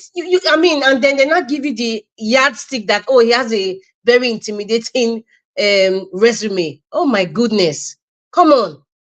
Sometimes, yeah, you see this tribal thing, I think it has destroyed Nigeria. It has destroyed the psyche of people. It has destroyed the way, the criteria in which people can select their leaders. They don't see anything apart from my brother. They don't see anything apart from I'm Beni, I'm Ishan, Akoko Edo, or I'm Edo Nuts. They just don't see past that. Forgetting that even this their so-called brother, he might have dirty, stinking linen in his closet that we introduce to his administration. They don't care about that. So when that person comes now, they're all singing woof woof. They're all singing woof woof. They don't realize something. Atiku Mikano coming all the way from Dubai is going to be part and parcel of PDP. The man from Bodilon is going to be part and parcel of APC. And you people are still struggling between Labour Party and APC or PDP, and you call yourself obedient. I dare say, like I've always said it, those of you who are supporting APC or PDP in any capacity, you are never obedient. Yes, you were never obedient. Never. Obedient is not Labour Party. Obedient is not Labour Party, but I am referring to the gentleman who called from New York. Do you realize? Some people, see, we need to educate people. That is what, some people don't know what they're doing. You need to realize that if you pick PDP, Atiku is going to campaign. Atiku that you people were shouting is Mikano, Mikano, Mikano. Is the same PDP APC that's been ruling for since 1999 till date. Where have Edo State gone? Why can't you guys pick somebody different that is even the man for the job? I'm not even going to go into the ladders of the present administration right now in Edo State, but I'm talking now on party basis now. On party basis. Tell me one single thing that will be different from what the PDP man is that is there now and the one that is potentially hoping to come. Or is it the APC? Oh, what? Seriously, people, let me just tell you, Edo people, if you know you want to go by tribal lines, good luck to you. Good luck, good luck, good luck. But if you know that you want good governance, if you know that you want a change, if you know that you want to break the wings of all those orgas, the so-called orgas in APC and PDP, if you know that you want somebody who is close to the people, somebody who is understanding, somebody who loves where he comes from, he's proud of where he comes from, he dresses from where he comes from, my dear people, please select Labour Party, select Osai Bovo Akpata as your governor of Edo State. I kid you not. I kid you not. Edo State, you know you guys are the heartbeat. You need to start making those changes now so that other states will follow suit. Because Abia State is not disappointing. It's the best governor today, unchallenged. So far, unchallenged. Anybody can call other governors of any state that is doing something as great as what Abia State is doing, Dr. Alex Oti is doing. Unchallenged. And fortunately, he's from the Labour Party. So they have Abia people, they were so smart to kick out the oligarchy of the APC and the PDP, and there you are, they have a good result that's going well for them. Why can't Edo people replicate it? What is the problem? What is this thing about Edo North, Edo Central, Edo South? What the hell is that? You guys, it's either you are picking, please let me speak, it's either you are picking Mikano or Agbado. If any of you pick APC or PDP in Edo State, that is the plain truth for you. And those of you from other parties, Accord, AMPP, YPP, or whatever, please, if you know what's good for you, don't make any deal with APC or PDP. Don't even try it. Don't make it, because you are destroying your political career going forward. So if you have to merge with Labour Party. That is my message for other parties, because I know that with all the good candidates from other parties, they can come and join the Labour Party and make Edo State greater than what it is today. Thank you very much. Your second part was, I think, about the churches in Nigeria. Mr. Elvis, you put something, I just read it, but I didn't listen to what was going on. But he said many churches in Nigeria are set up for just business purposes. A bishop laments. It's the truth now. It's not rocket science now. Come on now. We just discussed something very similar yesterday.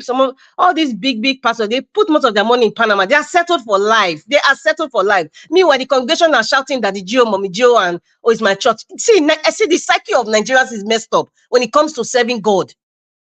The psyche of Nigerians is messed up. They don't even understand what it is to serve God. They cannot even recognize when God is using a messenger to speak to them. They don't recognize it because what they recognize is how big your church is, the little money you can get, and it ends there. The bigger the church, the bigger the branches, the bigger the heightened way of believing that this is the real servant of God. Of course, I cannot. Nobody can tell me, oh, this person is the true servant of God. No, because there are so many wolves in sheep's clothing in Nigeria, and all in the body of Christ. There's a lot of them in every denomination. And it would be unfair for me to say entirely all of them. I would just say maybe 1%, 1% of the real churches are actually serving God. Thank you, Mr. Elvis. This one, 5 minutes just reached just now. I didn't even say anything. No. Okay, thank you. Madam, not be 5 minutes you talk. You talk for 8 minutes, madam. Mr. Elvis, that your clock, maybe it's from China, but that clock doesn't tally with the regular one. I don't understand. We will get 30 seconds. No, you not call me. Mr. Jonah, who they call me? Now me, everybody will get 30 seconds to tear round up because different perspective don't they come out now. I beg. Not they, nobody, not they. Me myself, I want to say Mr. Elvis now, they play partiality. You go use 30 seconds to round up. Biko. Mr. Abdul, thanks for coming in. Please talk to us. You have 4 minutes, sir. Okay, thank you, my Nigeria. Good evening. Good evening, sir.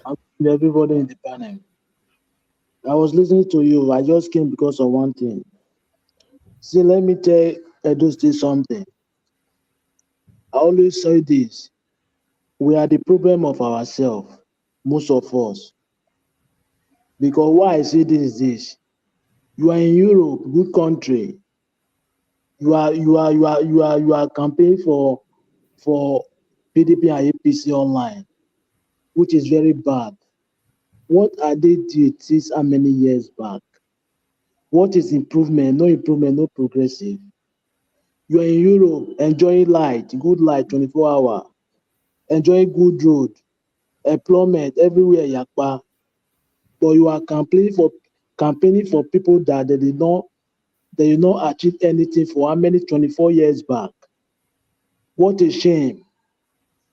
We are the problem of ourselves, most of us. Tribalism and religion has scattered us. Yes, look at Edo State. There is nothing in Edo State. People are there are suffering. Look at changes now in Abia State. Alex Oti is the only Labour Party governorship for the whole Nigeria.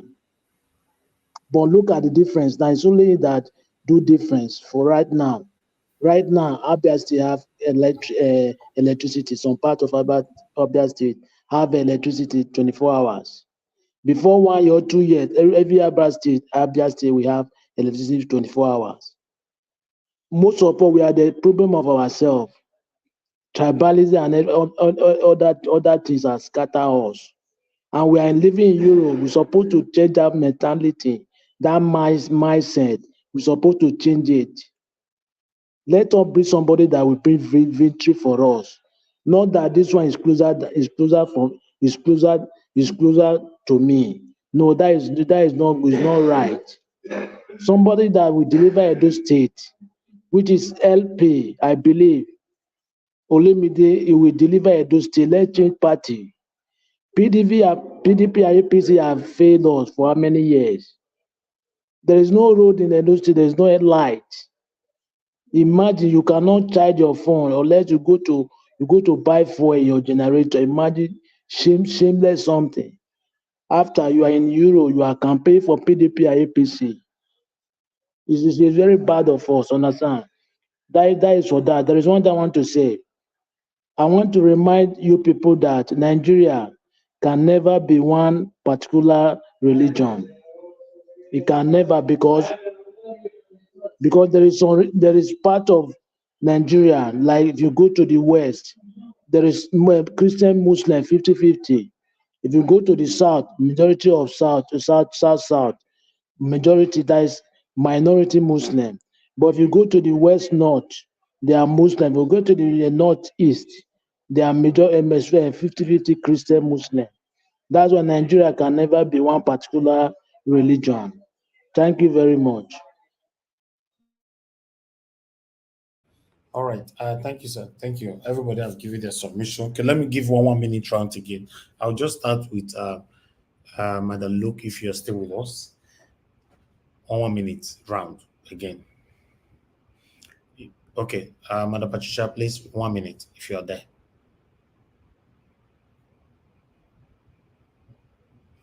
All right, give us a minute, 1 minute if you're there.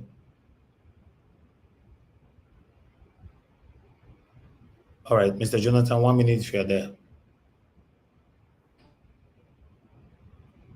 Yeah, I'm here, Mr. Elvis. Yeah, I just want to. 1 minute.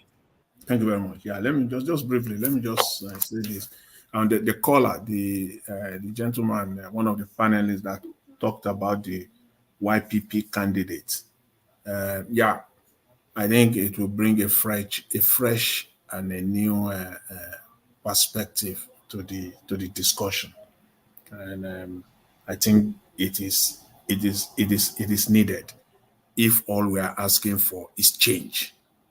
So if I will agree that what we are asking for is change, it will then be appropriate to have alternatives as well when it comes to the change as well.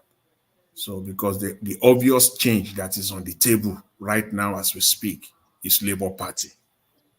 So if they wipe though after the guy spoke, I briefly tried to search the guy. I couldn't find the guy anywhere. As far as I know it, I couldn't find it anywhere other than the fact that he contested and he won. The guy has not been doing a good job at all. So let him know this. Head straight on. He has not been doing a good job for himself. Okay. Thank you, sir. So thank you. Thank you very much. I appreciate it. Thank you, sir. Mr. Chris, your 1 minute, sir. Service, will you allow me? And but I called you before, you didn't answer now. The 1 minute. Okay, hold on. Let Mr. Chris go ahead. Okay, you go ahead now. Go ahead, give us a mandate. 1 minute. Go ahead. Thank you. Well, earlier, Madam Rita was talking about intimidating resume. Don't forget that some days ago, they said here that the PDP candidate, his law firm, is one of the best 15 ranking in the world. When we search, it was Bobo. Now that make me to peruse his resume. That resume also allegedly the Bobo. So don't fall for that. Now, to now crown it all, Edo State, open your eyes, smell the coffee. Barrister Ozaibovo Olumide Afata is the person. Thank you.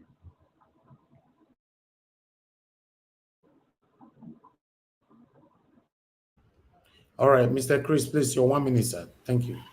Yeah, once again, I think I just have to reiterate this.